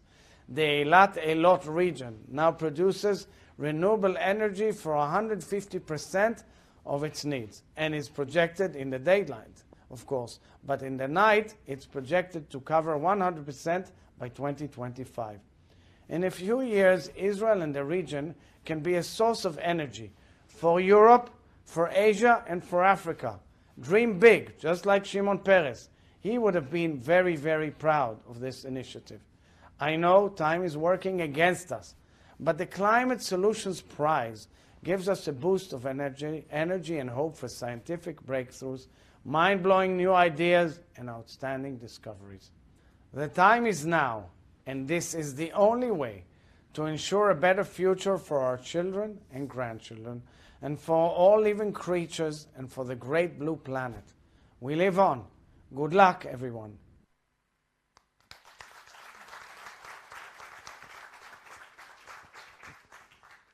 Beautiful message. And now, ladies and gentlemen, it gives me a real pleasure to introduce a special greeting by Mr. Naftali Bennett, the Prime Minister of Israel.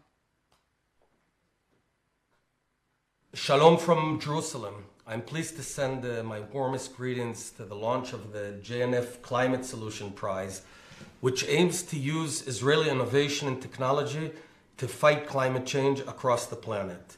You know, I recently attended the UN Climate Summit in Glasgow in Scotland, and there I pledged that Israel will take extensive measures to reduce Israel's carbon footprint and preserve our beautiful country.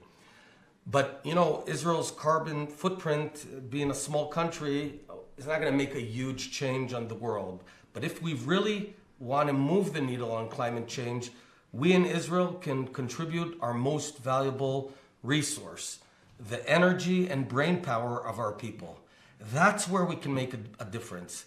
Because if the world wants to reach its goals, it needs new technologies that have not yet even been invented. And we in Israel need to innovate, invent, and execute. That's why we greatly appreciate the work of JNF Canada, Keren Kayemet L'Israel, the Peres Center for Peace, and Startup Nation Central. I also want to send a special thank you to Jeff Hart of Montreal for your generosity and vision. It's my hope that this prize will further enable Israeli technology to fight climate change and beat this war, win this war. Israeli scientists have transformed Israel into a world leader in this field, but we've got so much more to offer.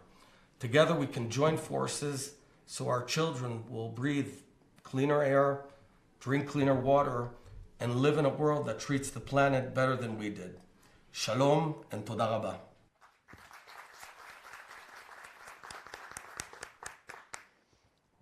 A significant government force to drive forward climate solutions and take words into actions is the Ministry of the Environmental Protection. It's my honor to invite to the stage Ms. Galit Cohen to say a few words.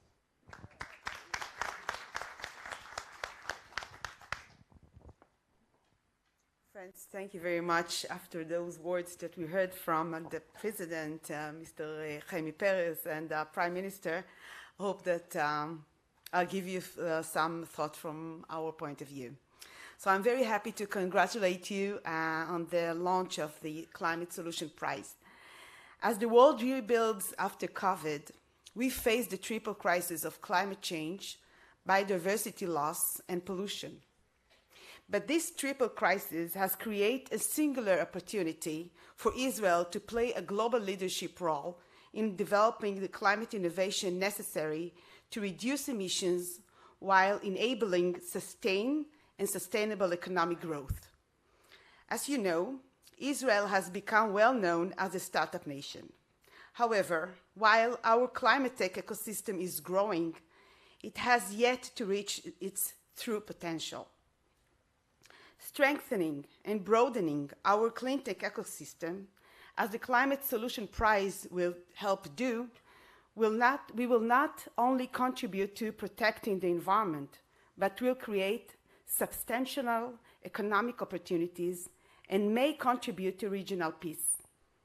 According to research carried out for the German government, the global market for climate and environmental technologies was already 4.6 trillion euro in 2020 and is expected to reach 9.4 trillion by 2030. There is no doubt that the countries which invest in climate innovation today will be leaders in the global market for green technologies tomorrow. The need to combat climate change and protect our shared environment is also leading to new forms of win-win cooperation in the region, as we've seen in the recent solar energy for water agreement signed between Israel and Jordan with the help of the UAE. Climate change, like COVID, knows no borders, and it's becoming increasingly clear that we must work together across borders in order to overcome this threat. In light of the market failure hampering the development of our climate tech ecosystem, the Environmental Protection Ministry launched 3 years ago, together with Israel's Innovation Authority, several support programs aimed at assessing cutting-edge climate tech companies to close the crucial gap between proofs of concept in the laboratory and successes in real-life commercial scale pilot. We have now launched the 7th round of such grants. I'm proud to say that under the leadership of Minister Zandberg, the Israeli government is taking remarkable steps to address climate change. We have set net zero emission goal by 2050, like we heard from Prime Minister, passed historic decision on transition to low carbon economy, and set new policies in areas from transportation and industry to clean energy and green building. In October, we passed another landmark government decision on supporting green technologies in infrastructure, and we are now developing comprehensive climate legislation. We hope that until the next parliament session, we will end it up. These steps are creating the right condition for the expansion and scaling of Israel's climate tech ecosystem, which is already home for over 630 innovation companies. I have no doubt that this prize will contribute to building upon this strong foundation and taking Israeli clean tech to the next step. One particularly important area, in our view, is technologies for desert environment. Arid and semi-arid environment cover 40% of the world's surface and are home to 20% of the world population. Such environments present urgent challenges such as water scarcity, food security, land degradation, desert health, and sustainable building.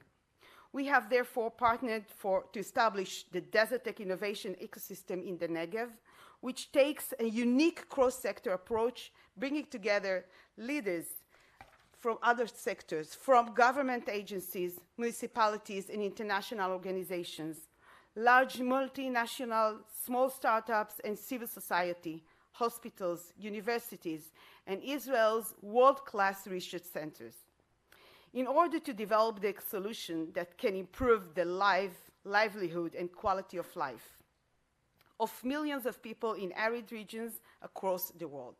Friends, I want to thank the Peres Center first, the Jewish National Fund of Canada, Keren Kayemet L'Israel, Startup Nation Central, and particularly Climate Solution Prize Chair Jeff Hart for this initiative and for your dedication and commitment. Since Israel funding, the JNF has made the desert bloom. Now we have the opportunity to make desert bloom around the world while preserving our planet for future generations. This is Tikkun Olam, preparing the world in the most literal sense. Thank you. Toda rabba.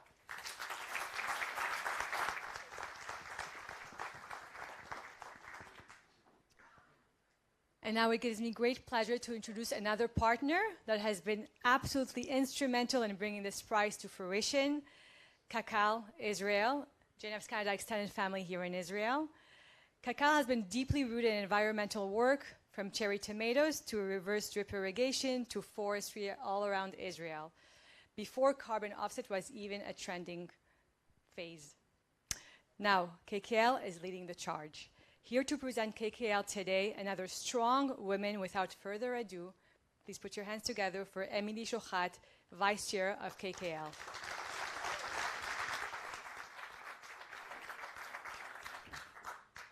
Thank you very much. I know that I helped contribute to the crisis this morning by taking almost 2 hours to drive here in my car with all the other cars on the Ayalon and elsewhere. And as I was saying there's something wrong with this picture. Here I am. I'm part of it. And I'm going to talk with people who all get it. Anyway, we're here together. We all got here. Hopefully, the transportation system in this country will continue to improve. The work that Galit speaks about, and we've spoken, and we will talk more, continues. It's good. There's good things happening.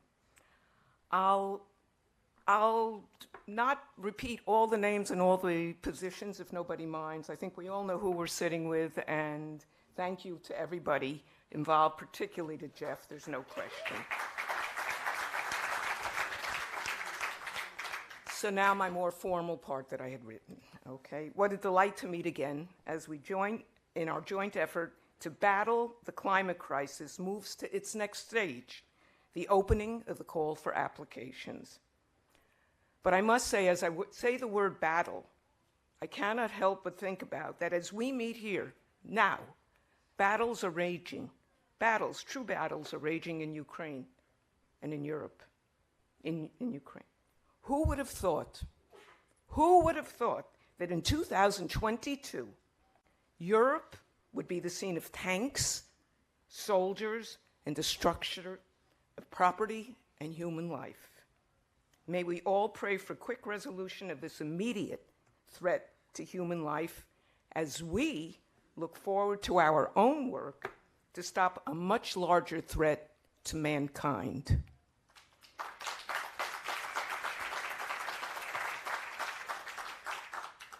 In just a few more months, our prize winners will be chosen and the real work shall begin. Thanks to Jeff's vision and extensive work and the partnership of JNF Canada, Startup Nation Central, and KKL Israel, backed with the special support of this wonderful institution, the Peres Center for Peace and Innovation, we collectively have moved from talking about the need to actively confront climate change, particularly here in the Middle East, has been mentioned, to deciding to encourage solutions, raising the resources to do so, and now to opening the competition.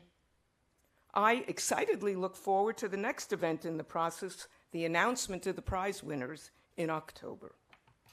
I am very honored to represent the KKL JNF Israel Board of Directors in this endeavor, And I'm particularly proud to inform you that just 2 weeks ago, we took a significant step forward in strengthening our commitment to the climate crisis effort by unanimously voting to generously fund and establish the KKL Center for Climate Control.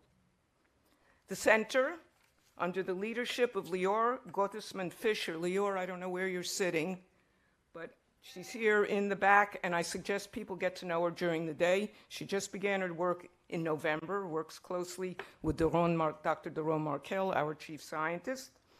The center, under her leadership, will plan and execute on-the-ground projects of renewable energy, energy efficiency, sustainable building and climate leadership development in municipalities throughout the country. It's not just in Center Tel Aviv.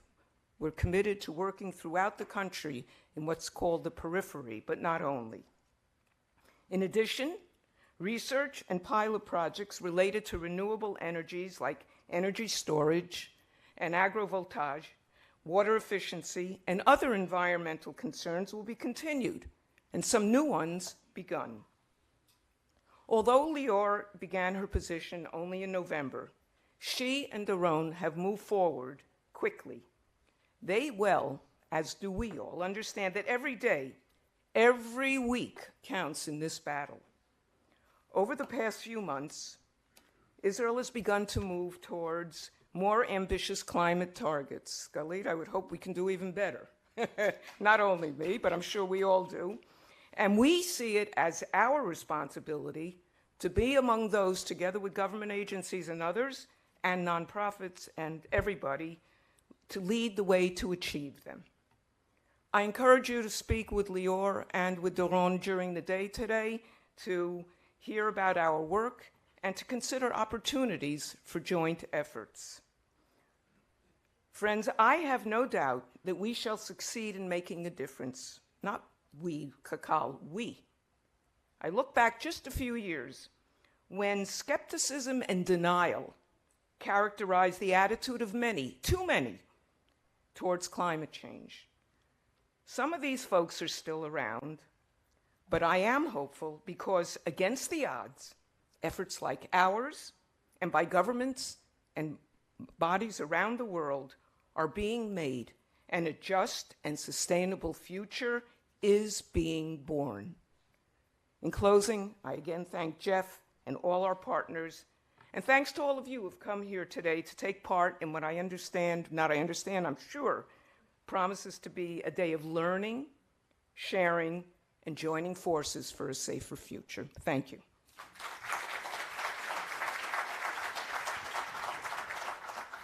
Thank you very much, Emily. Always a source of inspiration. And I completely agree that this is a multi-stakeholder effort. We're all part of it, and we all have a piece to play in it.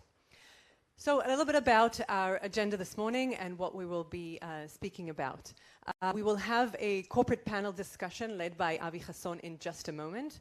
And then afterwards, we have a fireside chat between two generations that are going to be coming on stage, and we'll be looking at how the generation that was here and the generation that is here in the future are having this discussion about climate tech amongst the years.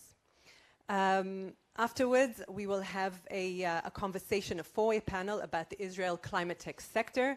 And obviously, we will not let you leave this room without hearing all the details about the Climate Solutions Prize, both the research and for the startups. So hang in there.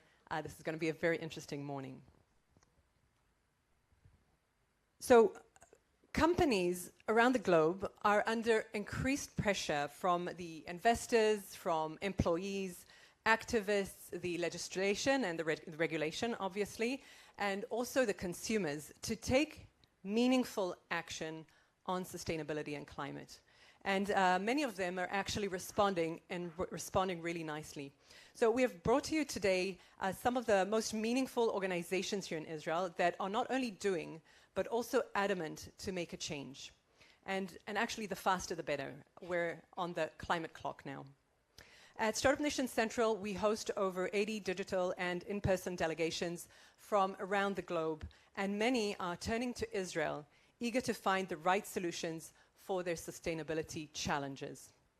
To moderate our first panel, it is my absolute honor to introduce Avi Chasson, the CEO of Startup Nation Central, to introduce the panel as well.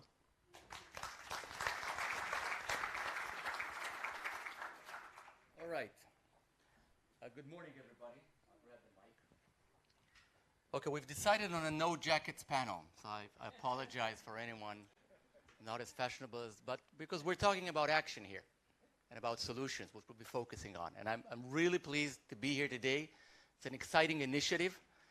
And I was telling Jeff, thank you, Jeff, by the way. I don't think we've thanked Jeff. Thank you, Jeff. But seriously, this initiative is exciting in my mind simply because it is an initiative.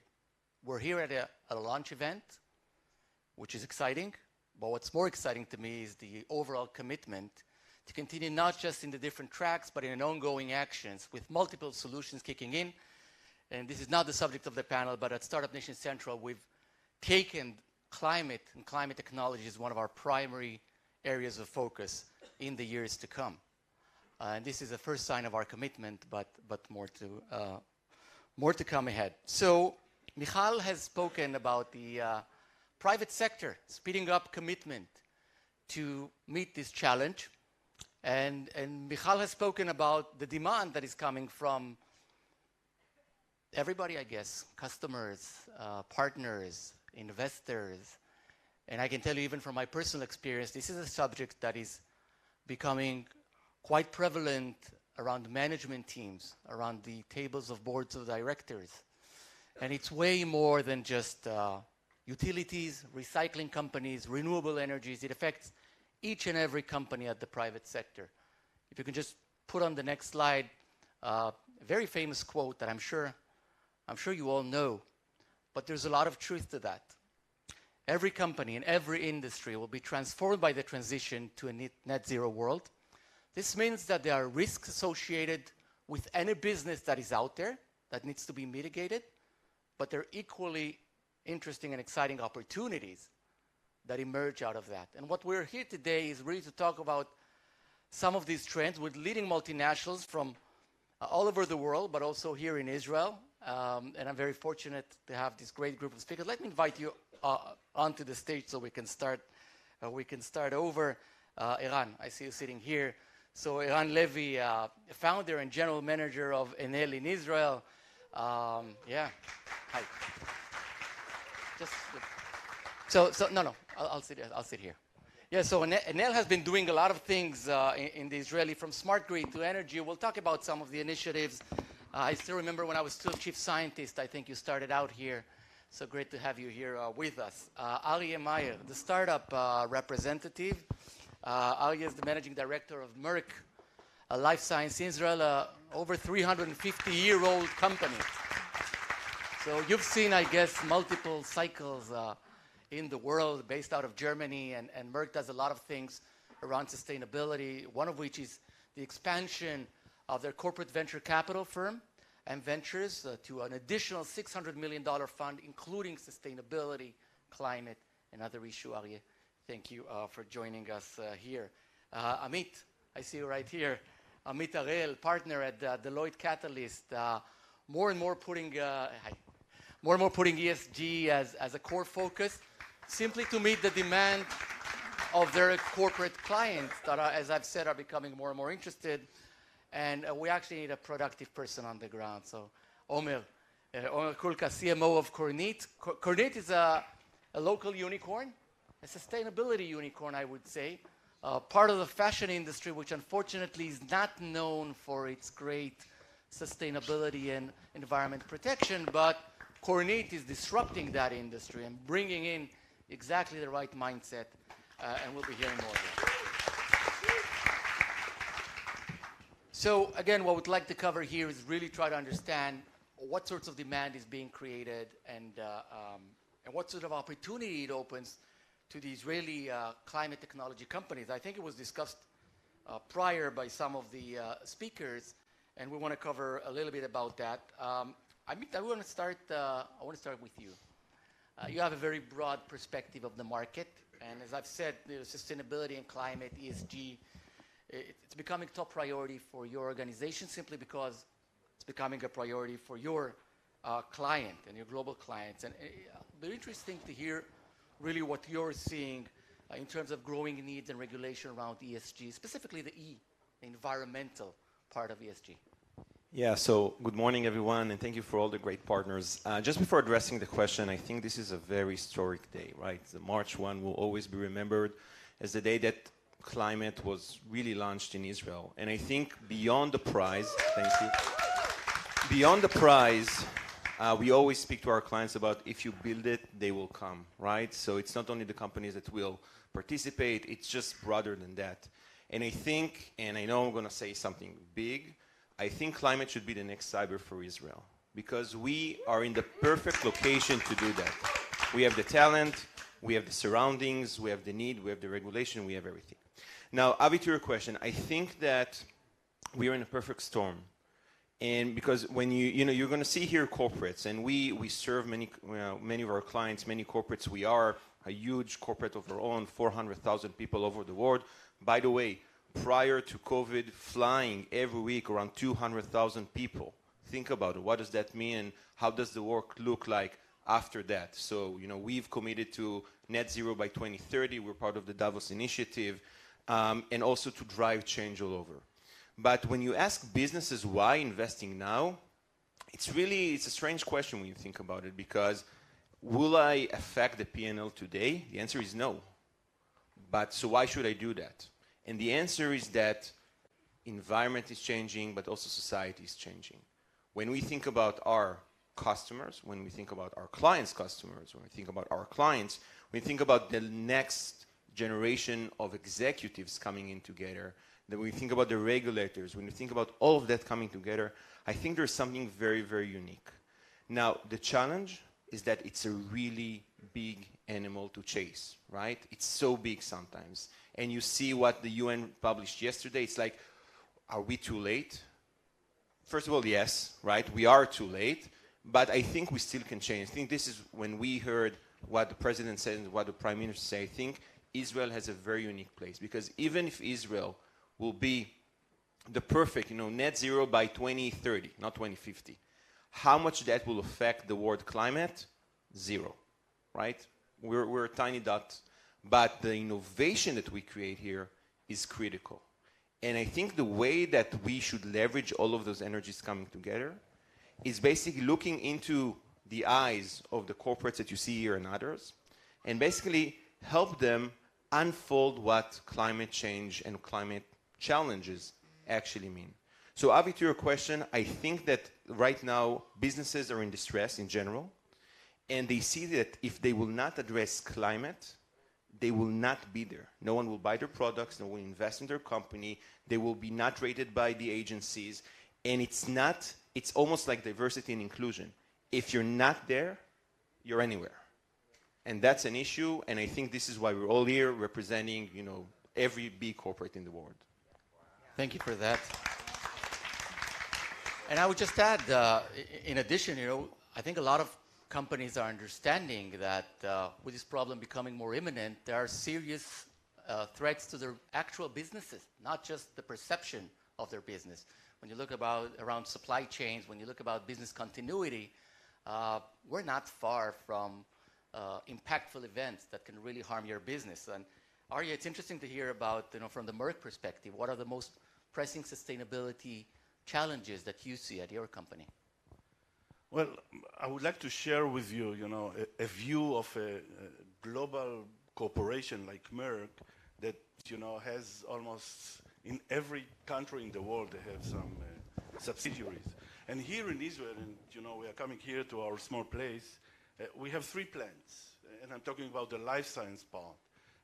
One in Rehovot, the other 2 are in Jerusalem. And we are dealing, fortunately or unfortunately, with biotechnology or chemistry and biochemistry and etc. And we know what is the outcome of those companies. And in the last few years, what we are viewing is that there is a lot of pressure from the management of the company to push for sustainability. For instance, decarbonization. I mean, we are getting targets and objectives, very tough one, year after year for the last, I would say, 3 to 4 years to push to reduce it. Water consumption, etc., etc. I mean, in every part. But the main part is, you know, how do we move into green chemistry? And how do we move into processes that use chemicals which are more friendly than it used to be up to, I don't know, about 10 or 5 years from now. So there is a lot of push towards this direction, and this will keep on moving. The main question that we are asking ourselves, especially here in Israel, with all the innovation, etc., is what is the next stage? And I think that this is the reason why we are sitting here, just, you know, to make a brainstorming, you know, how we move it into a profitable business, because we know that if it will not be profitable, it will not move, you know, farther beyond towards, you know, saving humanity, etc., etc. So I think that this is the part in which not only us, everybody, should think about, you know, what will be the next stage of making innovative ideas towards, you know, saving, you know, humanity, I would say. Thank you for that. Eran, Enel is in the center of this, right? That's your daily job in many aspects. So really interested to hear your view. Also sharing some of the actual activities and initiatives that you put on the ground in Israel and worldwide to try to push this agenda forward. Yes, we're already in the next stage. We are deeply in the making of energy transition and decarbonization. This is actually our day. Thank you very much. This is actually our day-to-day life. For this purpose... You're on mute. No, seriously? It's okay, no, it's okay.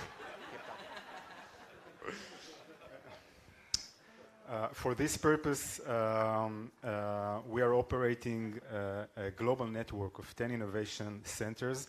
It started in Tel Aviv, by the way, 5.5 years ago. And our purpose is to bring in sustainable innovation in order to support this purpose of decarbonization and digital transformation of the grid and the energy transition. And maybe we can later talk about what kind of technologies we are looking at and what are our next steps. But I can tell that today we are the world's largest private producer of renewable energy. About 50% of our power production comes from renewable sources. It's about 45 gigawatts. So we're deeply in this change. And it's very exciting. Great. Now we'll talk more about some of these projects as the panel evolves. Omer, you know, so Enel, right, we get it, obviously has to be on this panel, but what does Kornit, what's your connection to sustainability or climate? Yeah. So first of all, I never wear a jacket, so once I decided to do that, I'm committed to it. So that's me. He's the marketing guy. So first of all, I'll start off by saying that Kornit is not a climate tech company. And that is an important statement because I think it opens up the discussion further more than what we have so far, because I think we need to look at the bigger picture. So what we do is we actually develop technology to change the world of fashion, to change the way fashion is being made. And it sounds that it has nothing to do with climate change. But after the energy sector, textile and fashion is actually the second most polluting industry in the world. And right now, just because of a business model constraint, fashion produces 30% overproduction is baked in the way they do business, the way we do business, because we want to be a part of this industry and change it from within. This 30% alone, just this 30% of overproduction is responsible for over 140 trillion liters of water wasted a year. That's over 16 years of drinking water for the entire planet's population. Just the 30%, that's it. Our technology is actually changing the way fashion is being made in order to make it into on-demand, sustainable manufacturing. So it's changing, it's revolutionizing the way people make fashion, how they do clothes, apparel, whatever it is. And that actually changes an industry. And again, the impact, and we talked about the innovation having a broader impact than what we just do by ourselves. What we do, our technology obviously is sustainable. It's completely dry, everything is biodegradable, it's purely sustainable because it has to be operated in the most strict areas in terms of sustainability. So we have systems, large systems with large customers operating in California, in LA, in places like that where sustainability is regulation is very strict. So that's the immediate impact that we have on the sustainability, right? We produce sustainably, but that's very, very little. And the indirect impact is much larger than that, is much broader than that, because every T-shirt like this that was produced on demand saved a lot of money. Do you know a lot of money? Yes, also, and it's important. We'll talk about that as well, because sustainability without economic viability doesn't hold anything. Yes, it does impact the P&L. Actually, it makes it worse in many times. So you have to look at the P&L, and you have to make it sustainable in the long run. In order to produce this T-shirt alone, 2.5 tons of water were wasted. 2.5 tons of water. This pair of denim, 7.5 tons. So I'm wearing 10 tons, not including the jacket I committed to.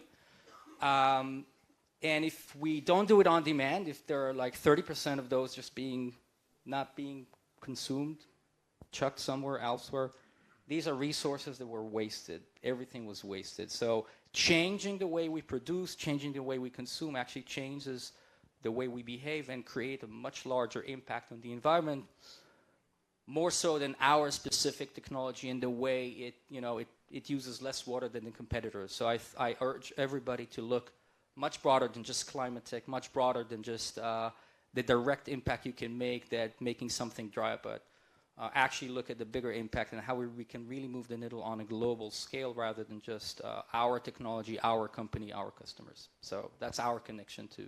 Great. And maybe just a quick follow-up on that, because you've been collaborating with some of the world leading retailers, both online and offline. How much is that important to them once you present that value proposition? So I have to say it's super important to them. But when you look at the execution of things, there's a big variance, because there's a large scale of from greenwashing all the way to true commitment, and we've seen them all over.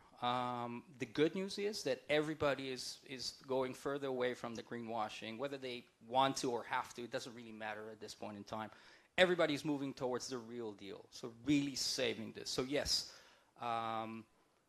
It is something that is super important to them, but there is a challenge. Us as consumers, we want greater value. Some of it is sustainability, environmental value in what we buy and what we connect to, but we're not always willing to pay more. And this is where the challenge always is. So P&L-wise, yes, so how do I commit to sustainability? How do I provide that value to my customers, but they're not willing to pay more, and it costs me a lot more to do that. And this is where these corporations and just to add, Avi, I think that this is why the change has to come from within the corporates and not from outside you. So we always speak about customers, right? But at the end of the day, we see it now in our economy that, raising taxes, making stuff cost more doesn't really push away enough the customers, right? And at the end of the day, I want to buy a T-shirt. I want it to look good still after 100, runs through the washing machine, and the price. It's more important than if the company is sustainable or not. So if we'll wait for ourselves as consumer to make the change, I don't think it will happen. The two things that does happen is that the ability to attract talent now becomes a real issue for companies that are not speaking anything in sustainability. That's an issue. And today, I don't know if it will always be the case, but today when we are in what we call a workers' market and not the employers' market, these matter, right? I see, not in climate, I see in diversity and inclusion, startups that don't have female representation will not get funded. So the same thing should happen when employees choose where to work or when it comes to sustainability. Do they waste money? Do they do things through Zoom? Do they actually care about changing? The second thing that will happen is that leaderships are changing in this organization. So as younger generation becoming the C-level, this is where the change will happen. So I would say let's not wait for the consumers, but we have to change from within. Here, here. Okay, let's talk about a little bit about engaging the local ecosystem. We sit here in Israel, in this beautiful place, in Tel Aviv, Jaffa. Eran, it's interesting to hear your point of view because, again, you've been a player here with many different initiatives around innovation labs and other things. Really like to hear your perspective on some of the achievements, the models, things that work, etc. So Enel is a global player in the energy business. We're operating commercially in 35 states in all continents. Actually, Israel is the only geography in the world where we don't have any commercial activity. We're only working with startups. By today, we've been doing more than 200 projects with startups around the world in order to support the energy transition and decarbonization strategy. Here in Israel, we have a few activities. The first one that I opened 5.5 years ago is the Enel Innovation Hub in Tel Aviv, which aims to collaborate with companies, Israeli companies, tech companies, in the fields of energy efficiency, energy transition, energy storage, electrification, digitalization of the power grid, circular economy, and many other areas that are related to our business. Then we opened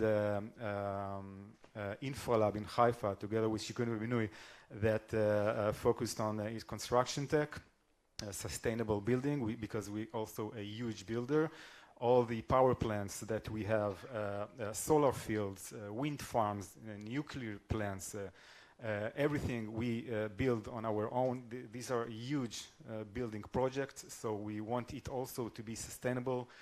So we're looking at technologies like automation and AI and materials and circular economy and others in order to make the construction processes more sustainable.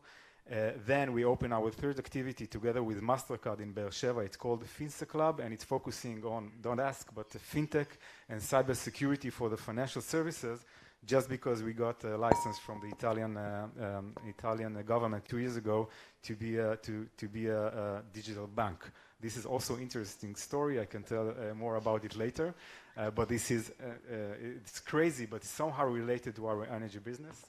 And it, by the way, is a very good example to how innovation can take you totally out of your core business and create new business.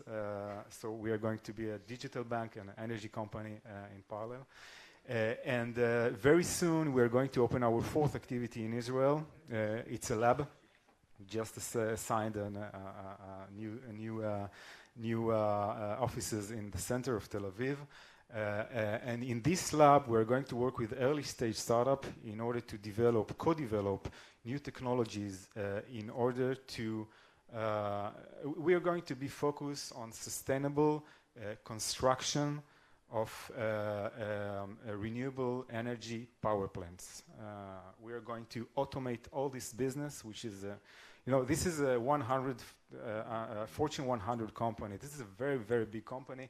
Everything that we're doing comes with a carbon footprint, right? So the decarbonization in our case will radically change all the statistics in our sector. So this lab in Tel Aviv is really going to have a really major footprint in this area for now. Great. And again, this has been an ongoing commitment, so I'm sure you're here to stay. We're nearing the end of the panel, so I just want a quick closing sentence from each one of you, based on your different perspectives, because you're all players here, and really try to understand a word of advice for this constituency, who we hope will be a part of a greater vision of creating an ecosystem here in Israel but either from your own personal perspective as a player here, Omer, and we'll start with you, or as someone looking at a more global, what do you think should be, a key advice to the players right here in Israel, Omer? Yeah. Okay. So I'm actually going to talk about a challenge that we're facing right now that, on the face of it, has nothing to do with climate, but has a lot to do with climate. And I think, again, it's a broader perspective of what kind of talent needs to be harnessed in order to solve this issue that we all have. So virtual fashion has become something of a reality in the last year or so, not more than that. These are clothes that will never be made, just on your virtual avatars or skins in a game or whatever it is. And on the face of it, it sounds super sustainable because we don't need to overproduce and we don't need to waste anything. There's no chemicals and nothing. And we're working a lot in that direction. And in that direction, for example, there's a lot of derivatives that are sitting on blockchain. NFTs, for example, are super big. Blockchain is horrendous when it comes to sustainability. Because I want to create one thing, and suddenly it's on blockchain, it's on Ethereum because I want to make some money, and then it's 38 gigs of data that need to be computed on a gazillion computers all over the world and consumes energy like crazy. So we're going in there, and now we're actually obsessed with how can we find the right NFT protocol, the right blockchain protocol to actually be sustainable and meet our values. And this is something that has nothing to do with climate when you first look at it. So I think that the key thing here is to really broaden the horizon. I think that climate change and climate control and is embedded within everything that we do right now. So I think that solutions that will impact our world for the better can be actually found in very different areas, not specifically in energy or climate as it seems originally. And I think that specifically for the Israeli community, we're very good at finding complex, 80% baked solutions for very, very complex questions and challenges. And there are very, very complex challenges when it comes to climate and that. So I think that we're disruptors. We live in a world that is being disrupted. And, COVID, wow, took us by surprise. For a disruptor, it's heaven, guys. So in a world that is being disrupted, people that think disruptively can really, really get ahead. And I think that's my key advice, I think. Thank you. Amit? Yeah. Really strong words. So I would say, I think there's three players that need three different advices. First, for corporates, the advice is build your climate labs in Israel, right? If you want to invest in the future, be here in Israel. For the government, for the regulators, make it easy to work in Israel. And it's not about the desert. It's about the ease of use, the sandbox that needs to be for transportation, for mobility, for sustainable retail, whatever. Just make it very, very easy for the local startups and the global corporates to innovate here. Right now, it's not that easy, right? If it was that easy, we were not needed, SNC were not needed, and the Israel Innovation Authority were not needed. So that's for the regulators. And for the startups, I know it's counterintuitive. Don't speak about dreams, because corporates move in linear steps. So yes, have a North Star, but speak about where do you fit today in the current life cycle of the corporate and how you can help them save money, generate new business, maintain their market, increase the market in a year. Because when you speak with corporates in 10 years, most people that are listening to you will not be there. When you're speaking about the next 36 months, 18 months even, this makes sense. Thank you. Aryeh? Well, I think that the role of innovation, at this stage is to move the needle from philanthropic or semi-philanthropic actions to a real profitable business. And I think that this part of innovation is very, very important, how we move into that stage. Thank you for that. And Eran? Humans are addicted to electricity, right? We're addicted to power, double meaning. And we as a power company, we're in the forefront of the climate change. Why? Because climate events and extreme weather and changes in the temperature, everything leads to problems in the power supply and to an increased demand of power. And we need to provide all this. So these are a critical challenge when you're talking about something that the people are addicted to. We provide this drug, okay?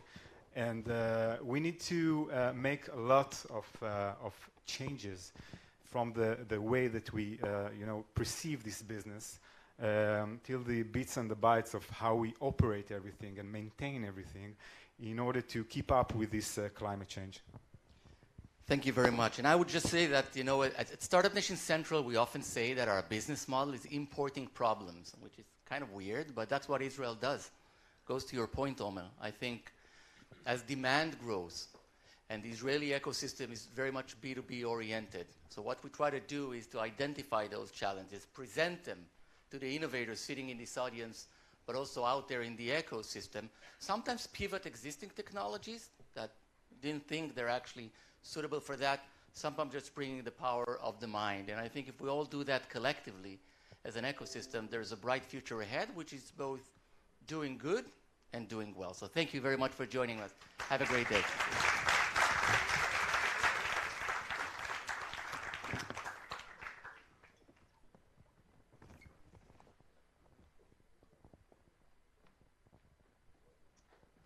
Gentlemen, what a really interesting panel. I hope we get to hear more later. I want to reiterate what Amit said. This is a historic day, not only because we're bringing key stakeholders together to make Israel a global hub, but we're bringing multiple generations together. The climate crisis has been vocalized over the past 2.5 decades and more recently by our youth. Today, not only has climate action become the norm, it has sparked an entire generation that is genuinely concerned about this topic to be vocal about the climate crisis. Climate change has climbed to the top of youth concerns. And we want to tell the youth that we hear them and that we're taking matters in our own hands today.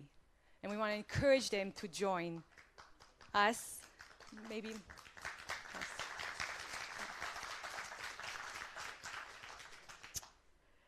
So, in our next, almost TikTok-like style chat, we have brought together two generations of climate activists. On the right, I'd like to invite Mr. Yossi Abramovich, who was named by CNN as one of the top 6 green pioneers worldwide. He served as president of the Arava Power Company from 2006 to 2013, and is now focused on serving as CEO and president of Energia Global since 2011. He's an activist and was nominated by 12 African countries and Belize for the 2021 Nobel Peace Prize for Climate Work.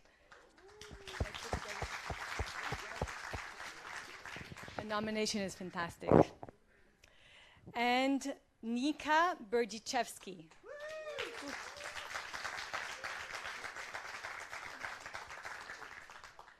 Nika is a young and passionate activist, and she's the leader of the movement Strike for Future. Ladies and gentlemen. Thank you, Galit. Thank you, Climate Prize. Thank you. I want to thank President Herzog for calling out the amazing success we have had in the Arava. He's coming Thursday, so I want to thank him very much because he's coming to highlight that success. Now, Nika, when you were 2 years old, something you don't know, we haven't talked about this, there were 0 solar kilowatts connected to the Israeli grid. Wow. And Chemi's father came down to the Arava to meet the Arava students. He would have loved you.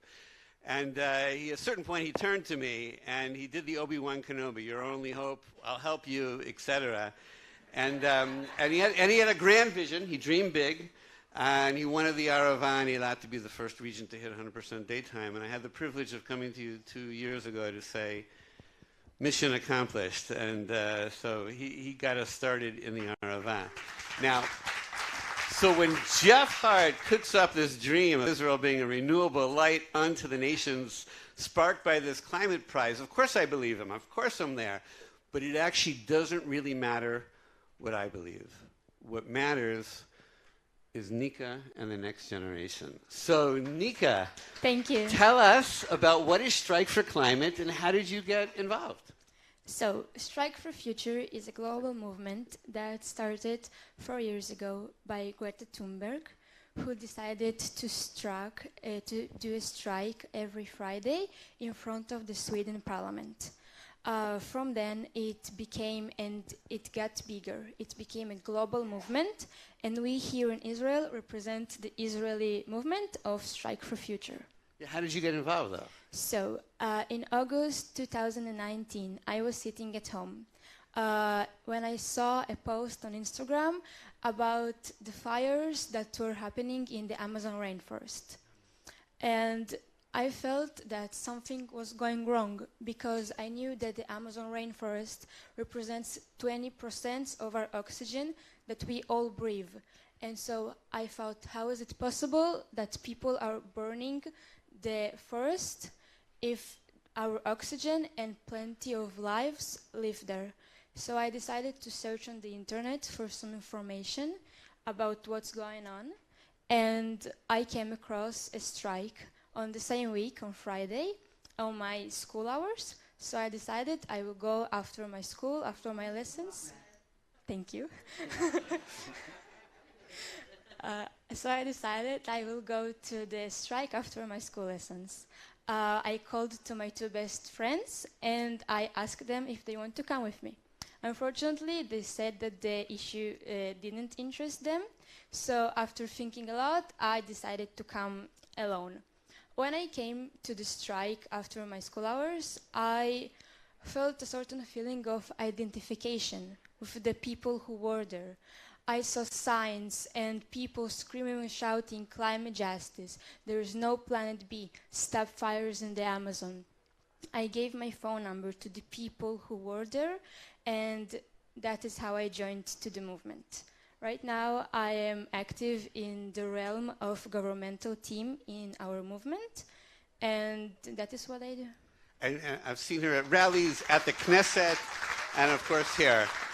So, Dugri, what are your expectations and the next generation's expectations of the Prime Minister Bennett and alternative Prime Minister Lapid? My expectation from the government is to understand the seriousness of the situation that we stand to front, and to show us, the young generation, and for everybody, that the decisions that he will take today will affect our future tomorrow. The actions and the decisions that he will determine today, that is what will affect my future, and the consequences of the inaction or actions that the president might take will affect me and all the people that will come after me. There's an article in Globes today that Israel is the only OECD country without a plan on and without a climate bill. So how does that make you feel? So it is really sad for me. I was last week in the conference of Israeli climate from the newspaper Haaretz. And so there Tamar Zandberg said that there will be a climate law this year. And so I can tell from personal experience that I had a lot of meetings with Knesset members when I talked with them and I met with them. And so before every meeting, we prepare ourselves and we determine our goals from each meeting. And so before every meeting, we decide what are our goals. And for the meetings, we determine that we would like to explain to all the Knesset members the importance of climate change and the importance to act right now. I remember that in one meeting when I was sitting, I was thinking in my head that the actions of the person I'm sitting in front of will determine my future in a couple of years and the future of all future generations. So I have a question for you. I was privileged to be at Glasgow with two of your friends, with Alma and with Leah, and I was there when the Prime Minister promised to meet with them about a climate law as soon as he got back to Jerusalem. Has that meeting taken place yet? Still not. And what about the meeting with Lapid? So those meetings still didn't happen. And do we have a date for a climate law? So there's no day for climate law. Wow. So there's a lot of other questions I want to ask you, but I hope you guys are listening out there. We are here for the Climate Prize. What's the role of technology in the eyes of the young people of Israel, and how fast does it need to roll out? So I think that technology is playing a really important role to enhance climate technology in Israel. But technology alone won't be the solution. We have to connect technology with climate, which is climate tech. And I believe that there is not a better example than Israel to be the country who does that. Because here I always hear that we speak about high-tech and about technology and about all the beautiful things that we have here in Israel, but I still didn't hear that a sentence with Israel and renewable energy or climate tech. So I think that Israel is the perfect example, because if not Israel, who will be the climate tech nation? And I see that it is only natural that Israel will play an important role to enhance climate tech in order to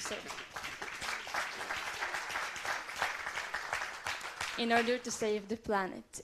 And I would like to say that as an Israeli citizen and as a student here, I would like to see my country leading this process and to be the first who does it and not the last one. And I think that at the end, we all here in the same forest that is already on fire. And that is why we have to act today. Thank you, Nika, and the Strike for Climate, and for the organizers. Kvod Rosh Hamshala Shamata. The technology is not a replacement for the policies that she's worried about that you haven't yet taken. So thank you to the organizers and Nika. Awesome. Thank you.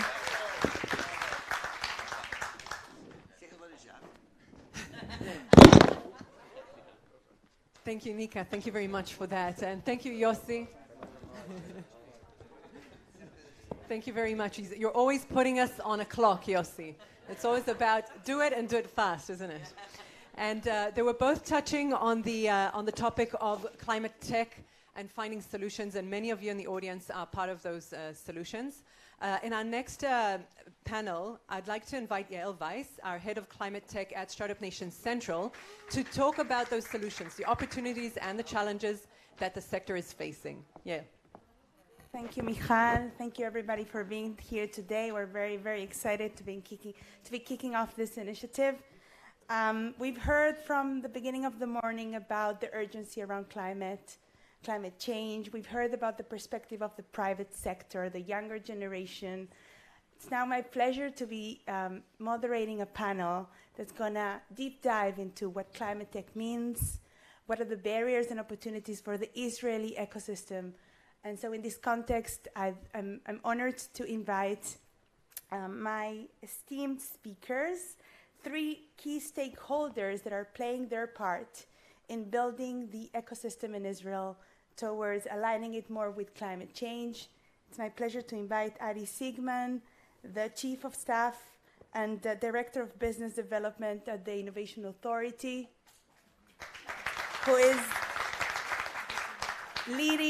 proudly leading the work of the Innovation Authority in building the climate tech ecosystem. Uriel Klar, the Director of Planet Tech, a non-profit climate tech innovative community that has done substantial work in the past 12 months since we were established in really laying the foundations for the sector in Israel. And Ilenia Simarutsty. Thank you, Ilenia. the International Relation Officer for Research and Innovation at the European Delegation in Israel, who's bringing in the perspective of the European Union when it comes to Horizon Europe, one of the leading funding tools invigorating the climate tech trend around the world. So, very excited to having you all here today. I'd like to start with you, Uriel, if possible. In the last 12 months, Planetech has released a map of climate challenges, and together with the Innovation Authority, also published the first climate tech report about a deep dive about our ecosystem. So I think you're the right person to be asking the following question, but if you can clarify for us, what exactly is climate tech? What are we talking about here, and what kind of solutions qualify as part of it?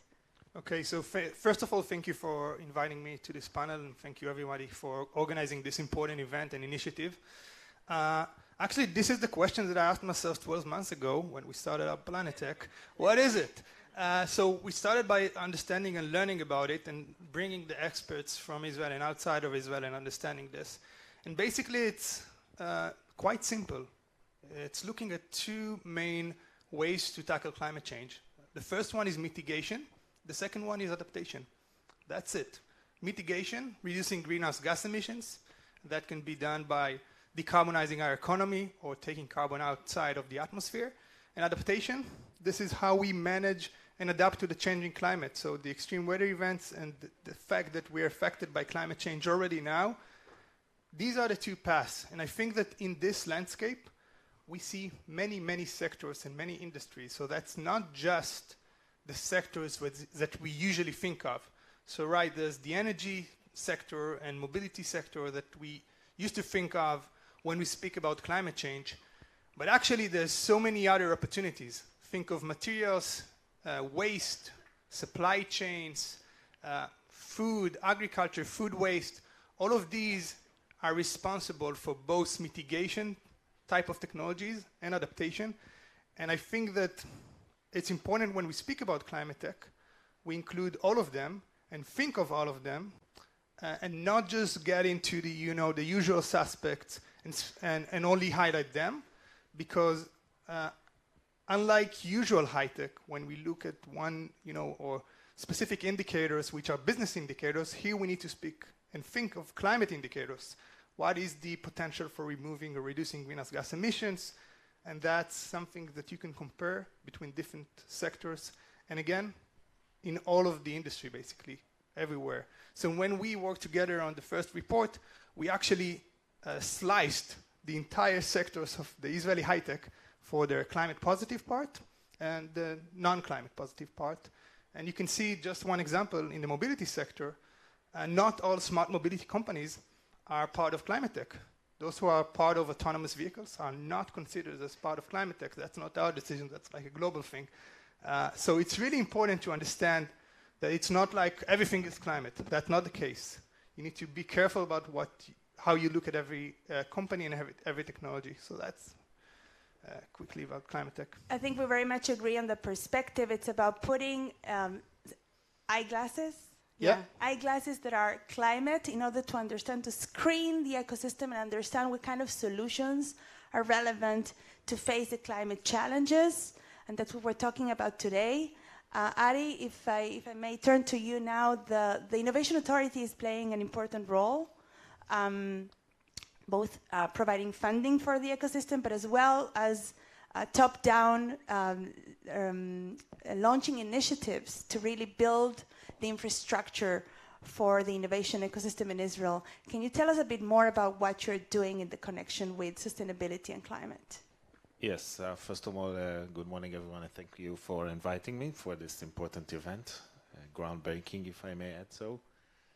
I think let's start first with the why and not the what. Okay, so why, as the government agency responsible basically for the investment, R&D investment arm of the Israeli government, we need to look at the Israeli high-tech, and I think it's not a secret that it is flourishing and breaking every record in terms of private sector, a number of companies, a number of unicorns. So it's growing. But as a government entity, we need to look down the road 5, 6, 10 years and see what will be the next growth engine of the Israeli high-tech. I think SNC just published a very nice diagram showing that the current high-tech is concentrated in mainly three, maybe 4 sectors, and we need to diversify it in order to create more engines. And in the Israeli Innovation Authority, we identify climate tech as such a new growth engine for the Israeli high-tech.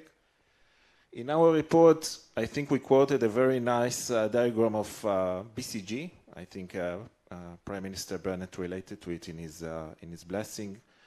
30% of the technologies that are needed, will be needed in 2050 in order to get to the net zero target, have not been invented yet.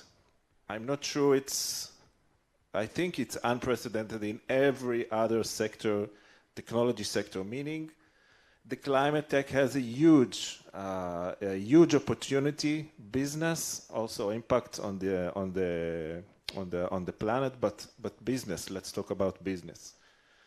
If we combine it with the identified strengths of the Israeli high-tech, the Israeli academia, we are there. So if we want to exploit this potential and grab the money which is on the floor and the unprecedented demand that the last panel spoke about, we need to act now. We are working in the Innovation Authority basically bottom up, meaning every technology can come to us and get funding. And when we looked back, we saw that without any top-down intervention, 20% of our budget goes to climate tech startups and companies. So this is a nice number. It's around $100 million US dollars per year. But we are now looking at it top-down, meaning we want to lift the entire ecosystem starting from the academia. We want to bring more investigators and applied researchers to do climate. We want to increase the number and the funnel of the Israeli startups, the newly established Israeli startups. We want to get here more private money. We call it specialized. Okay, we know Bill Gates, but not only him. We want to bring specialized climate tech funding into Israel. We want to make sure that the Israeli technology can be implemented. I think Eran from the last panel spoke about make it easier for a climate tech to make business in Israel. We are working with that. So we will have an overall plan soon in order to exploit this potential. Thank you for that.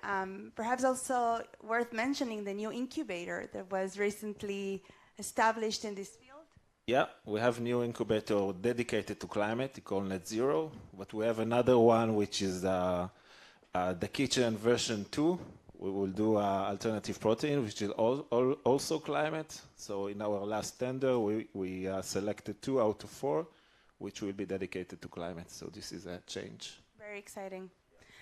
Ilenia, first of all, I'd like to really ask you to tell us a bit more about the work at the delegation.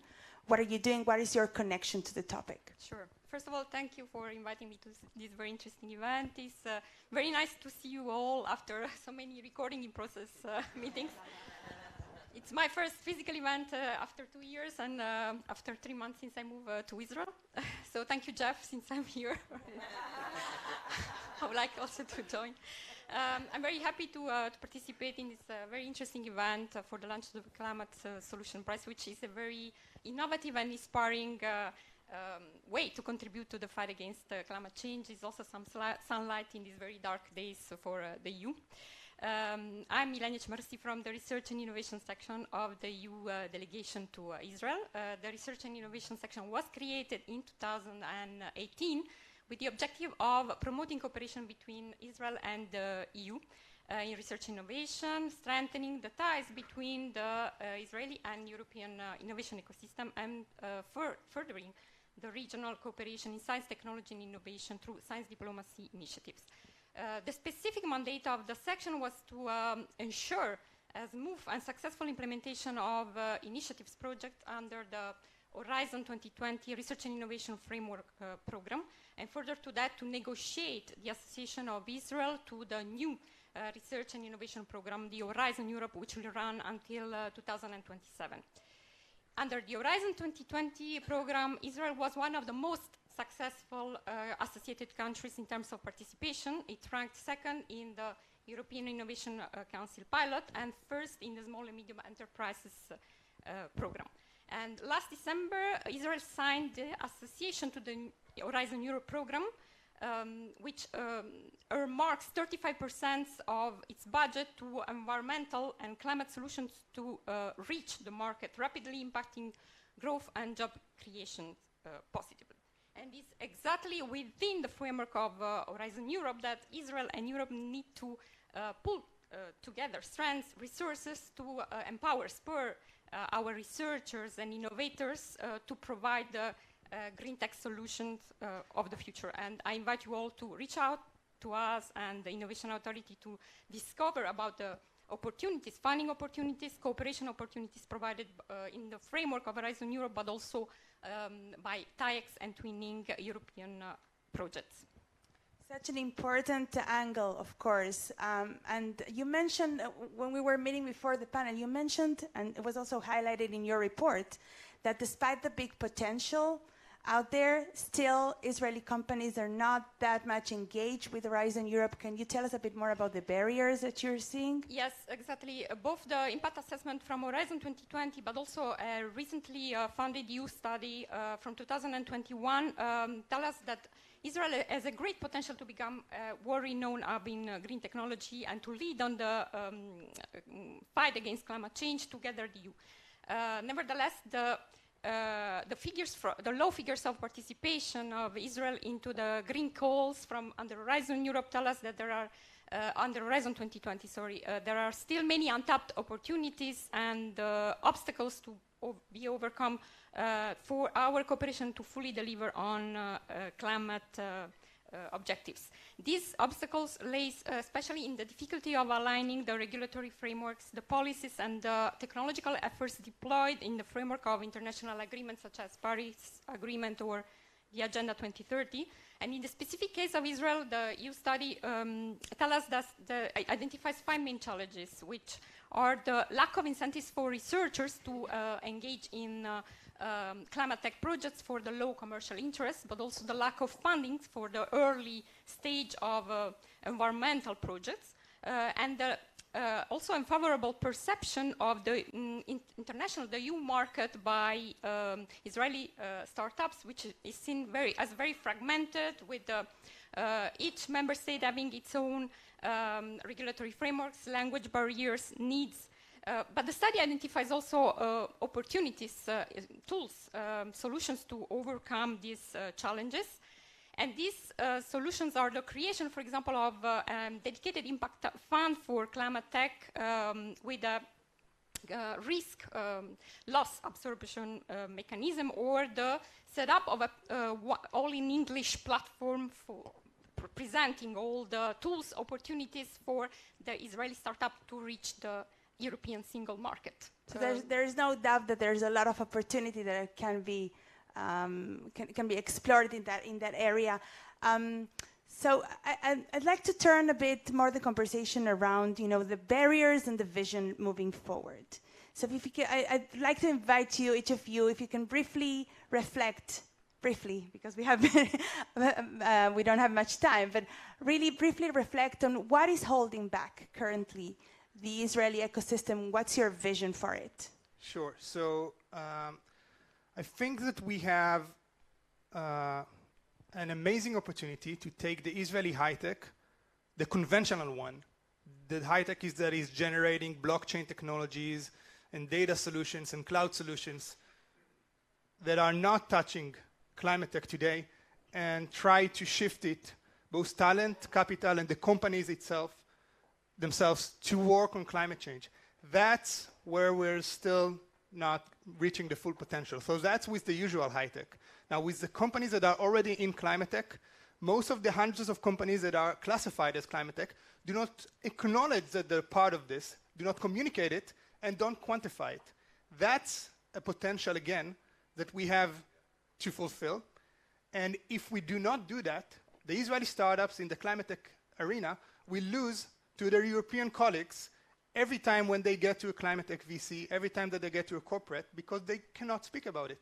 So with the climate tech startups, help them building their story, and actually right now we're having a program around this with 18 agtech startups that are building their climate value proposition as we speak now. And with the usual high tech, make sure that we grab everybody that we can into the climate space, not just because it's important, but also because of the business opportunity, and I think that's crucial. I totally agree. I will take the optimism to the government side. Coming from outside from the industry to the government, it took me some time to learn the government processes. And I think that we have a unique opportunity because climate is such a consensus, also in the industry, but also in the government, to work together and lift up this wonderful potential ecosystem. We're working these days on a new government decision to take all initiatives in the Israeli government and do not interfere, and I call the startups, we don't want to interfere, but open the doors and create the room for you to rise. I think it will be published or will be brought to the government in 2 weeks' time.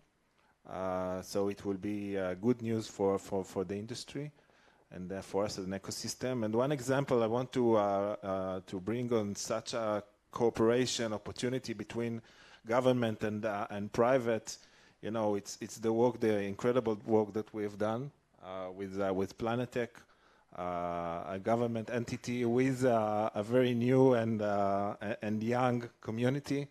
When we met 3 months ago, we said no one in Israel basically know what is climate tech, and if you know climate tech, you do not know how many companies. You know, we are talking about ecosystem, 10, 15, 500, and in 2 months' time, okay, I think it's an unbroken record for a government entity to work with the private sector. We brought a first-in-kind report, and I think it opens more doors for government ministries to work with the private sector, with the encouragement of the entrepreneurs and the energy, and I think Avi spoke about it. Bring the energy to the ecosystem, kick us in the ass, make us moving, and together we can do miracles. Absolutely, and I just want to add on top of this, the leadership of the IAA is amazing, but we need to see leadership from the tech industry, from VCs, from entrepreneurs that are not in this sector. So the fact that the IAA is taking leadership, that's amazing, but that's one step. And Ilenia, from your perspective, just briefly? Yes, creating awareness about the funding opportunities, cooperation opportunities with the EU, but also at the international level with other stakeholders. And the EU stands ready to support with the help of the Innovation Authority and Planetech to support Israel in this endeavor of the fight against climate change. Thank you. At Startup Nation Central, we share the mission of leapfrogging the Israeli tech ecosystem towards climate. And it's in this context that we've done work in order to map the Israeli companies, the solutions that are already being developed in order to address climate challenges, from energy, of course, to circular economy, to low carbon buildings, to carbon capture, to cleaner manufacturing and beyond. It is my pleasure as well to reveal the landscape map, the first climate tech landscape map, featuring, if you can click, move forward and show it.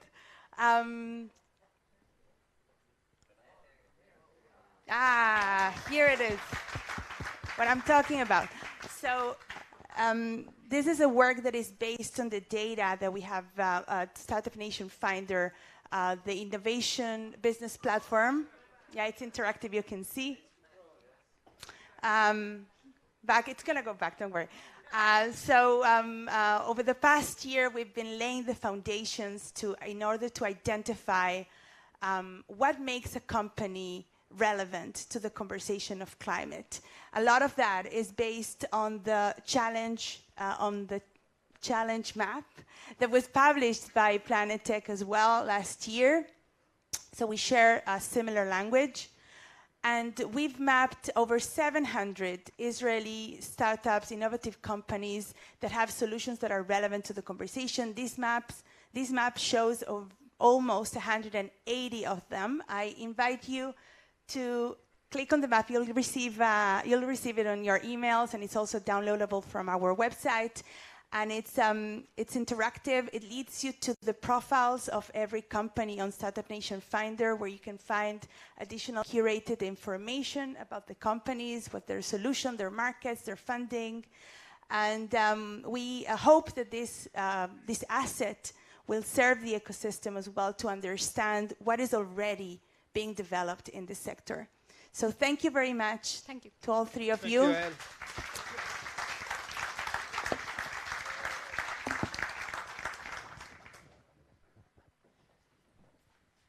So thank you very much, Yael. That was both extremely interesting, and I think one of the main things that is a takeaway for us is that it's all a matter of working together. There's a lot of work to be done, and there's a lot of collaborations that need to happen to push this forward. And speaking of working together, we're just a moment away from the moment you have all been waiting for. And right before announcing the prize and telling you a little bit more about it, there are a few people that have been doing a lot of the heavy lifting behind the scenes. Galita and I are on stage just because we found fabulous dresses, I think, today. But there's some amazing people behind the scene doing a lot of hard work day in and day out. Amy Wolf, the project manager for Climate Solutions Prize, just over there. Thank you for everything.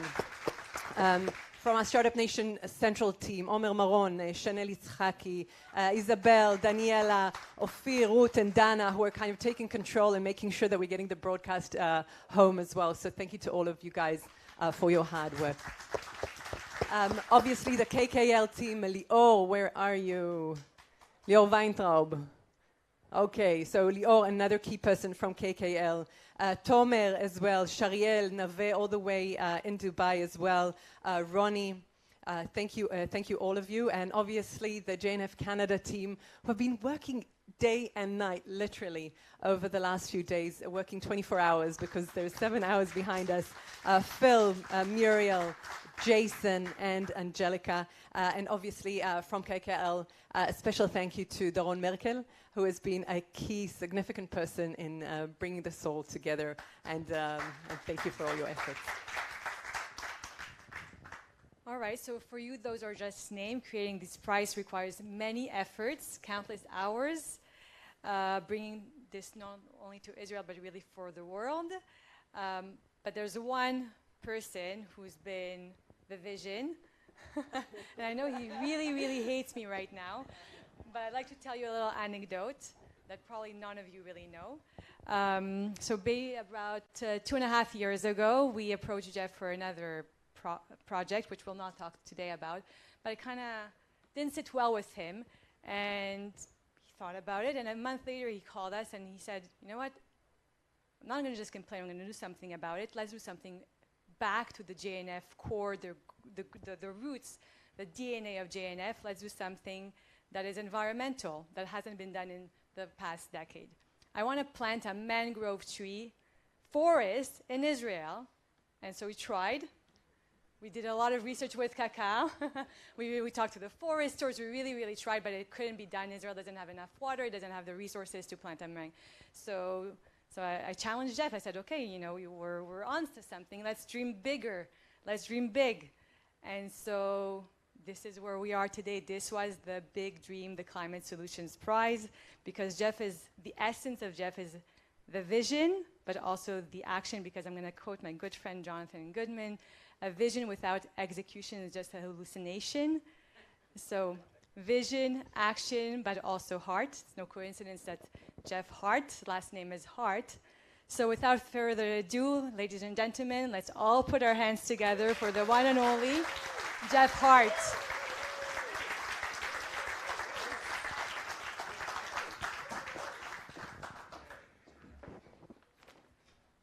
Toda rabah. What an honor. It's always a little embarrassing because nothing happens without all the people who you mentioned that helped make this happen and everybody here in this room, because without your actions today and in the future, none of this really matters, right? Because we talked a lot about the challenges in front of us.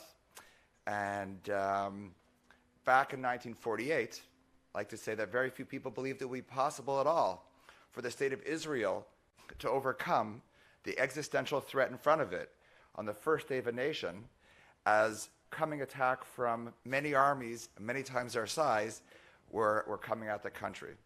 But this country and this people overcame that challenge and have since become the masters of overcoming existential crises with their unique passion and creativity. From water desalination and drip irrigation to solve the water crisis, to the Iron Dome and cybersecurity, Israel's unique innovative capacity has not only led it to survive, but to thrive and be called the startup nation. Today, we know the stakes are higher than ever before, and the science is clear to anyone looking at the data. If we don't turn things around, we've heard we are looking at weather events, destroying the many things we have worked so hard for generations to achieve. All this can be scary to even think about, but the nation of Israel has never turned away from a challenge. That is why, when thinking about what I could do as one person to have an outsized impact on solving the climate crisis, I turned to Israel, the startup nation, as well as JNF, Israel's first green organization, responsible for reclaiming the desert, planting millions of trees, and actually making Israel one of the few countries in the world that has planted more trees than it has cut down. The way we chose to ignite the creative power of Israel for this massive challenge in front of us was to create the biggest incentive prize in Israel's history. A $1 million a year prize for the most impactful solutions to solve the climate crisis. When Google sponsored the Lunar X Prize, a global incentive prize for the first organization to land on the moon, it inspired Israeli scientists and innovators to create the Breshit rocket. Breshit was the first to land on the moon, although it actually landed in pieces, and it won $1 million of that Google Lunar X Prize. It also had Israel invest millions more in that technology and the science than the prize itself. We believed that the Climate Solution Prize would help Israel launch a myriad of solutions that would break the ground and create new waves across the world. And instead of helping us leave the planet, help us save it. They say that when you want to implement a big new idea, you first have to overcome tremendous challenges. Everyone will say no at first. However, we have not found this to be the case with the Climate Solution Prize. Kakal, JNF, Israel quickly joined us with their resources and matching funds for what we raised outside of Israel. Startup Nation Central threw their whole organization behind the initiative, finding us local partners and helping us turn the initiative into a whole platform, including the creation of multiple additional tracks for startups, totaling over $1 million additional dollars, along with private equity firms, which you'll hear about shortly. And of course, the Perez Center for Peace and Innovation joined on board and hosting us this very day. And the list goes on of individuals and organizations, many we saw on stage today, who have joined us to make the Climate Solution Prize something bigger, a platform for major change, including we thank major Canadian visionary philanthropic families like the Goodmans, the Aspers, and our friend Sylvan Adams, and all of you in attendance today. I thank you, as do future generations, as well spoken by Nika here today, who moved me greatly. As examples of early impact, one university president came to me and said how they are reorganizing different departments of the university to look at climate change as a whole. So instead of agriculture and physics and computer science working separately, working together to compete and come up with great solutions for the prize. So imagine that change and what it could do. The private equity firm sponsoring the for-profit prize has invested in many Israel green tech solutions, including one that takes compressed air to replace batteries in carbon-free renewable energy storage. Imagine that being transplanted across the world. And later this week, we're off to Dubai to leverage this initiative and talk about a potential Abraham Accord Climate Solution Prize, So imagine the impact of that, all because of the efforts of everybody here today. And even this afternoon, we're bringing together different groups of academia, government, and business to work on roundtables to say what we can all do together to break barriers to advance solutions together. Though exciting all this may be, even more is needed to make things happen, and we always find our major challenge being complacency. The full impact of climate change can seem far away at times, and there are always current priorities to keep us busy. However, I like to say that Israel didn't wait until 1948 to launch the Palmach or start preparing for the War of Independence. Neither did it wait for bombs to start dropping to build the Iron Dome. If we could speed the coming of a carbon-free world, we can even avoid many of the wars being fought today over things like oil and natural gas funded by oil and natural gas. So it really impacts way more than just climate change, it impacts war and peace as well. So the time is now. We believe this is our calling. Helping solve the climate crisis, we like to say, is literal tikkun olam, one of the missions of our people, repairing the world. By getting this right, we have the chance to tell our children and future generations that we help prevent the existential crisis of our time. As we like to say, im lo achshav, ematai, if not now, when? Thank you all for joining us and being part of the solution. Toda rabah.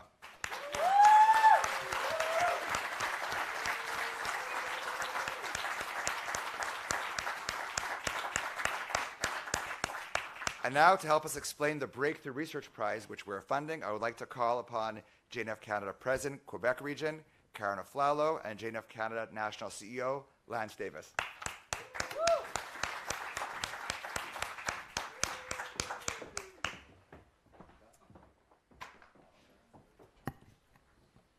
All right, so Boker Tov, everybody. Good morning, bonjour.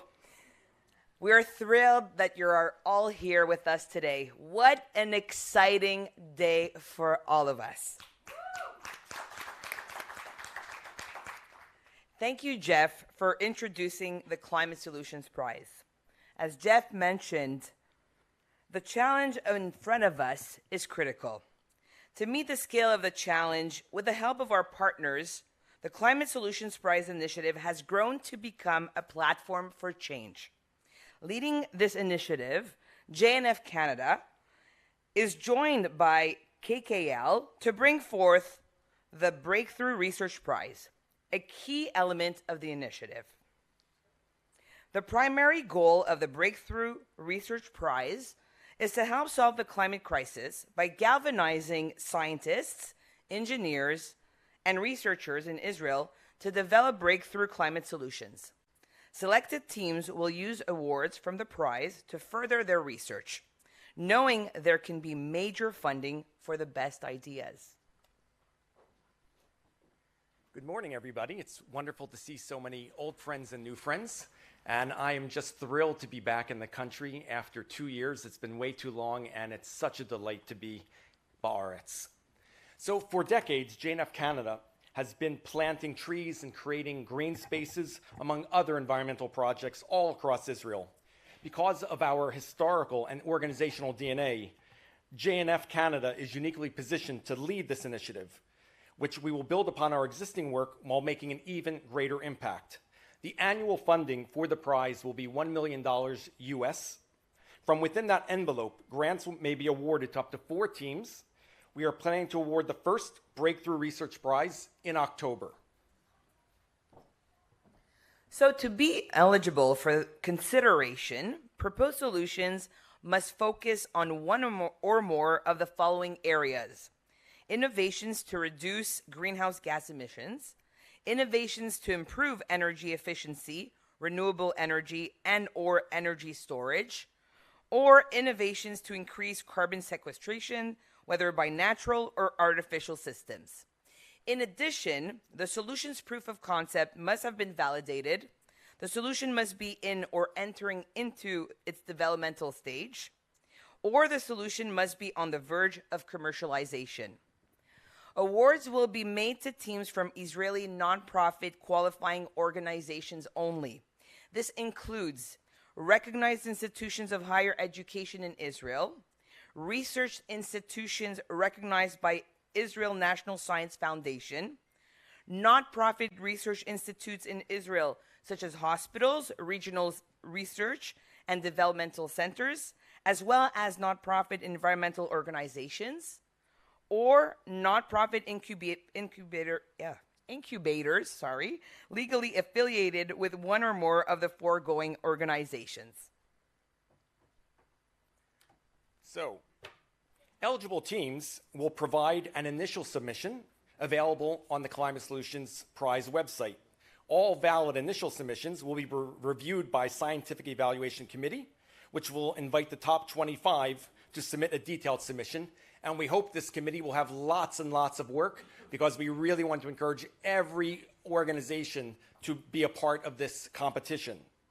An enhanced evaluation committee will then review the detailed submissions against the evaluation criteria and identify the top 10 teams to move forward. An international prize jury comprised of renowned scientists and business people will then select up to 4 teams to share the $1 million Breakthrough Research Prize. All of the details regarding the submission and judging criteria are listed on the Request for Proposals section of the Climate Solutions Prize website. We want to thank you for sharing this important information far and wide so that the best submissions may be chosen. We hope to inspire a generation of innovators to focus their talents and efforts on our mission of Tikkun Olam, as Jeff mentioned. They need to know that there's tremendous support and funding for their efforts. So in closing, thank you for your attention and interest in the Climate Solutions Prize. Now it's my pleasure to introduce Yael Weiss, Head of Climate Tech at Startup Nation Central.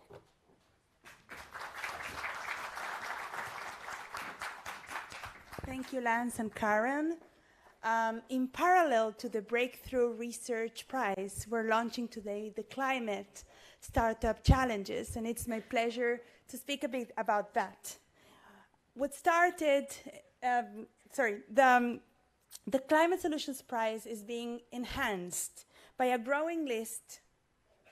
I'm always lousy at this. The Climate Solutions Prize is being enhanced by a growing list of corporations and philanthropic foundations from Israel and abroad that recognize the prize as a platform to tap into the innovation that they need to meet their sustainability goals and their business goals. It is in collaboration with these entities that Startup Nation Central is bringing to you the climate startup competitions. And here they are. It is the first of its kind collection of competitions that cover the nexus of climate across a number of industries, from energy to textiles to biotech and semiconductors and much more. Israel startups will be able to submit a single application that will be channeled by us into several challenges in parallel. In order to be able to compete across several challenges in parallel, and applicants might be eligible as well to even win more than one. Each challenge is led by a different partner, as you can see in this slide, that will be vetting the applications based on their own criteria and will be selecting the winner of their own challenge. And each challenge has a different designated prize. We have a $1 million investment track led by Capital Nature. And in addition, we have 5 challenges, each one led by a different entity, covering really different aspects of climate that are climate related. These challenges award cash prizes between $20,000 and $40,000 that are granted by the Climate Solutions Prize.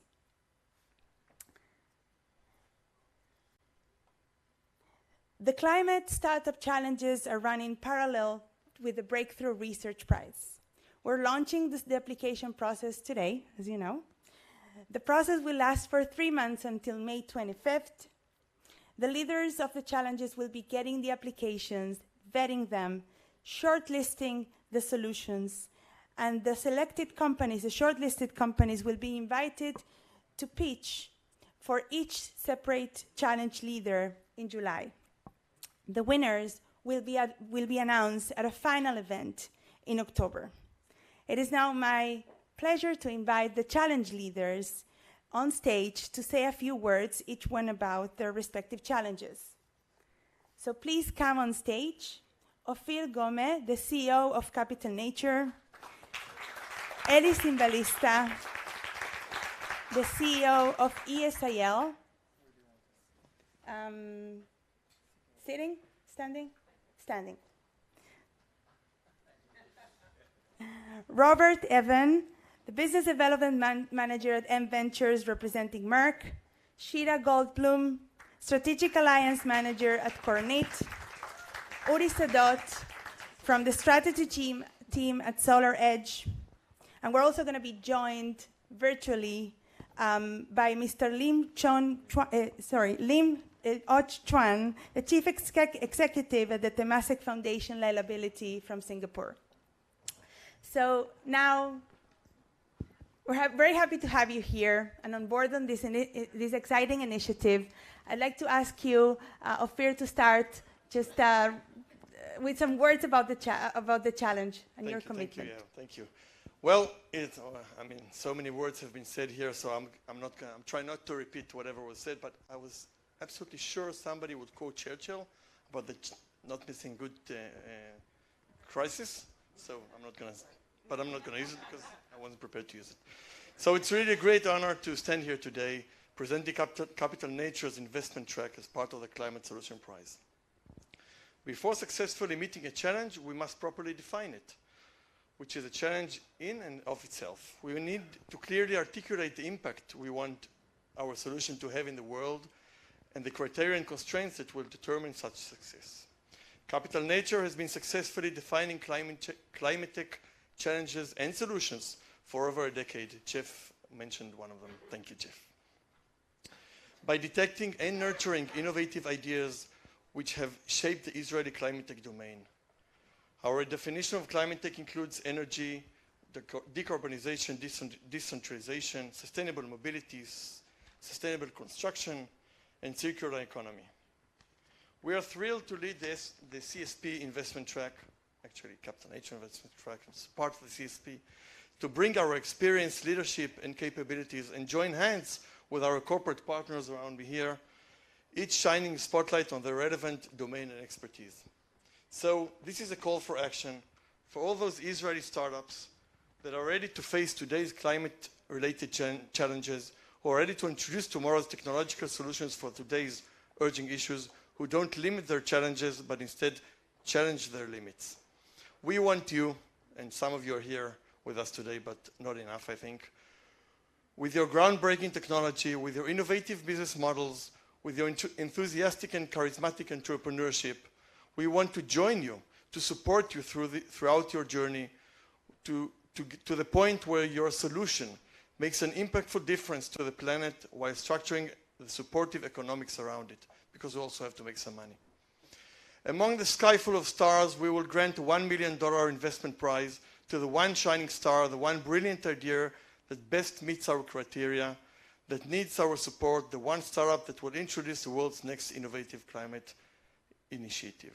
And in the process, we will keep on taking a lead role in building the Israeli climate ecosystem, filling the skies with more and more bright stars. So good luck and thank you. Thank you, Ofir. Eli Simbalista, the CEO of ESIL, leading the Sustain IL Challenge. Thank you, Yael. Hi, everyone. I'm Eli Simbalista, CEO of ESIL, which is a partnership with 3 leading corporations in different industries and countries.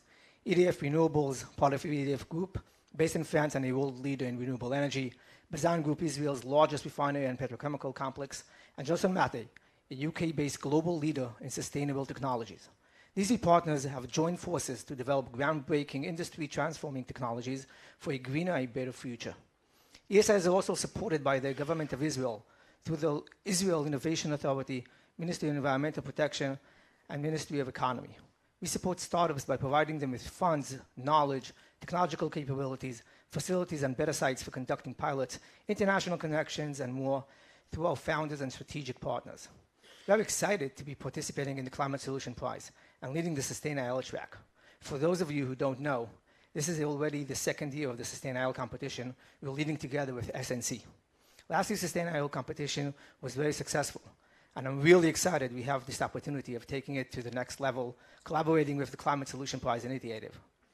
The Sustainable track will be divided into two sub-tracks: the Early Stage Rising Star Challenge and the Grand Pivot Challenge, for mature startups exploring the adaptation of their existing technologies to meet new climate-related use cases and applications, as spoken about it before.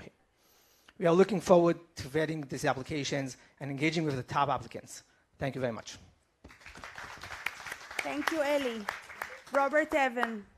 Thank you.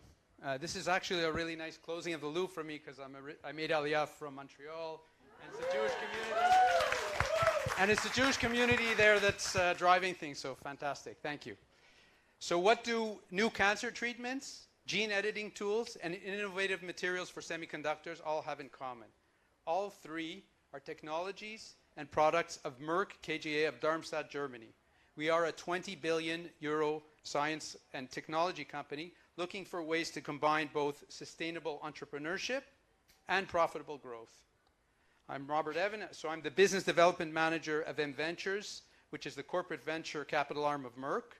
So the company is over 350 years old. We have three main businesses: healthcare, where we're focused on things like drug delivery, oncology, immuno-oncology, immunology, and fertility.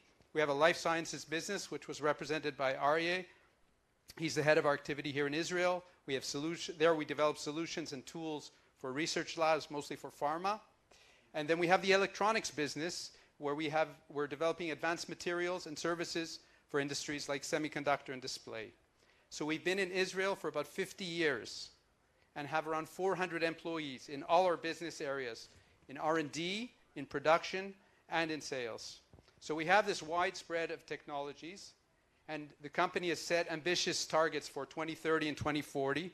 And in order to meet these goals, we really, really believe in cooperation and pilots with startups and with leading researchers, with early stage technology. We've been doing this for years and years.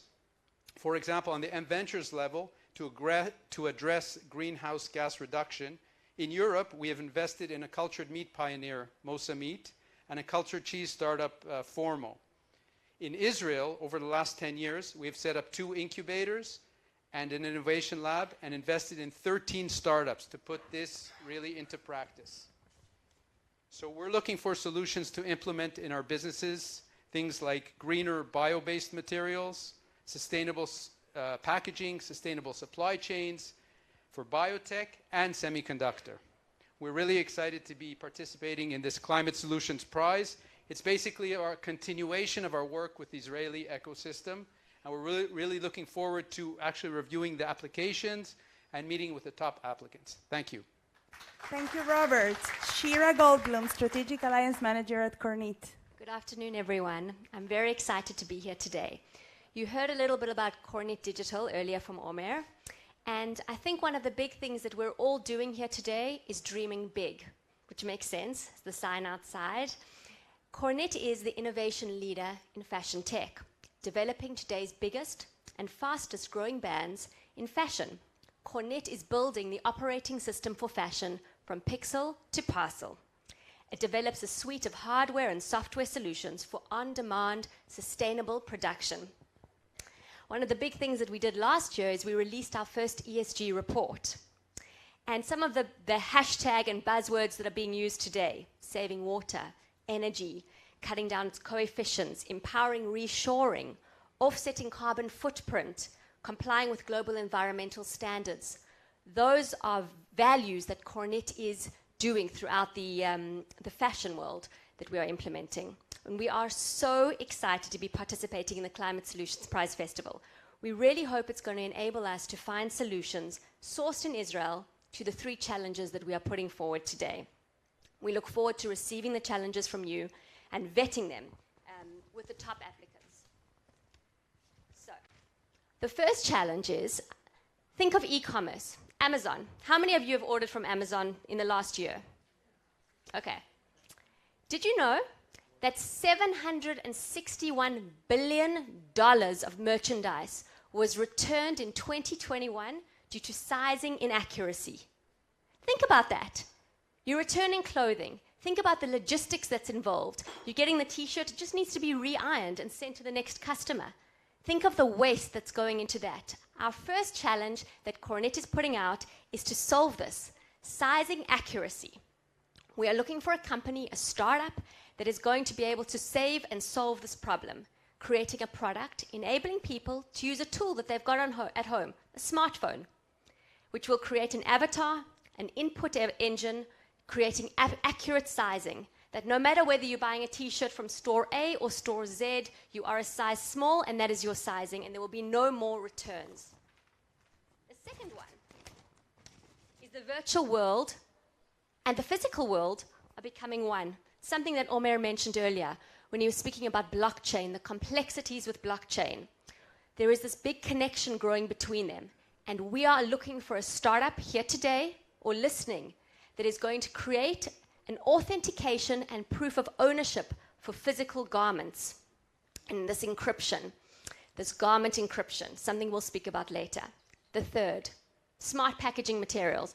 I'm sure there are many startups here, many startups listening here today that are involved in the world of packaging. I know it's some of the challenges that are also listed here today.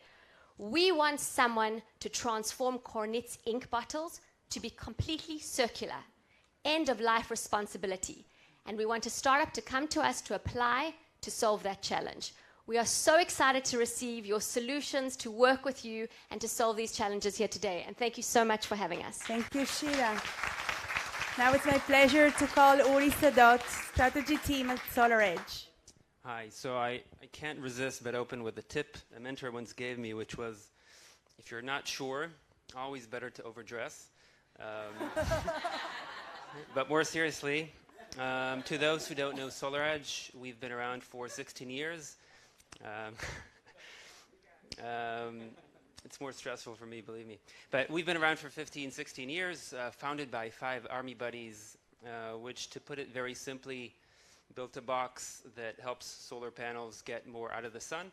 And these products have done phenomenally well. We are now installed in over 3 million homes in over 100 countries, and orders are just getting bigger by the year. Our engineers are sprinting just to keep up with demand, and that phenomenal success has allowed my team and others in the company to think ahead about where we want to be next. And to give you a hint, and you can check out the full list on the website of areas that interest us, but we're looking to move beyond just solar energy production to storage and consumption and how that interacts with the grid and how software will eventually manage it all. And a lot of that really speaks to the strengths of the Israel ecosystem, which we know well. We grew out of it. So that also speaks to why we're here, right? We want to get more involved. We're at a stage where, yes, we're a global company, but our headquarters is in Herzliya, and it's intentionally in Herzliya. We do some manufacturing in the north. That's all not by accident. We want to get more involved. We realize the power of collaboration, and on our end, we can provide a very significant platform. We have over 1,000 engineers, 1,000 salespeople, great supply chains. We can be a significant shortcut to entrepreneurs who want to get more involved in energy. We know that to let them succeed, we can't encumber them too much. So thanks, SNC, for setting this up. We can't wait to start meeting you. Thank you, Uri. And now, before our last speaking, which is recorded, because Mr. Lim Ho Chuan unfortunately could not make it to Israel for this event, I'd like to please, before you go down of the stage, just a big clap for what I call the dream team of the Climate Startup Challenges. So thank you very much. Now we'll leave the stage to hear the introduction of the Liability Innovations Challenge by the Temasek Foundation Liability. Thank you. Good morning and greetings from Singapore. I'm Lim Hock Chuan, the Chief Executive of Temasek Foundation Livability. I'm very happy to be able to join you this morning for the launch of the Climate Solution Prize. The Temasek Foundation is the philanthropic arm of Temasek, a global investment company based in Singapore. We fund translational research to produce operational prototype and then help the innovators to commercialize their product through follow-on funding from other investors. This way, we hope to be able to create impactful improvement to livability in the cities. This morning, Temasek Foundation is happy to present to you the Livability Innovation Challenge. For this challenge, we are looking for disruptive innovation in the following areas. 1, decarbonization. 2, food and nutrition. 3, circular economy. The innovation should be at technology readiness level 6, and we expect the winner of the challenge to be able to produce an operational prototype or conduct trials, pilot trials in Singapore. The climate change crisis is a global problem, and it's my hope that through the collective effort of the innovators and the ecosystem, both in Israel and in Singapore, we will be able to find impactful solution and creative solution that will address and move the needle in addressing the climate change problems. So on this note, I'm happy to announce that the Livability Innovation Challenge is now open for applications. All applications are welcome, and may the best innovation win. Thank you very much.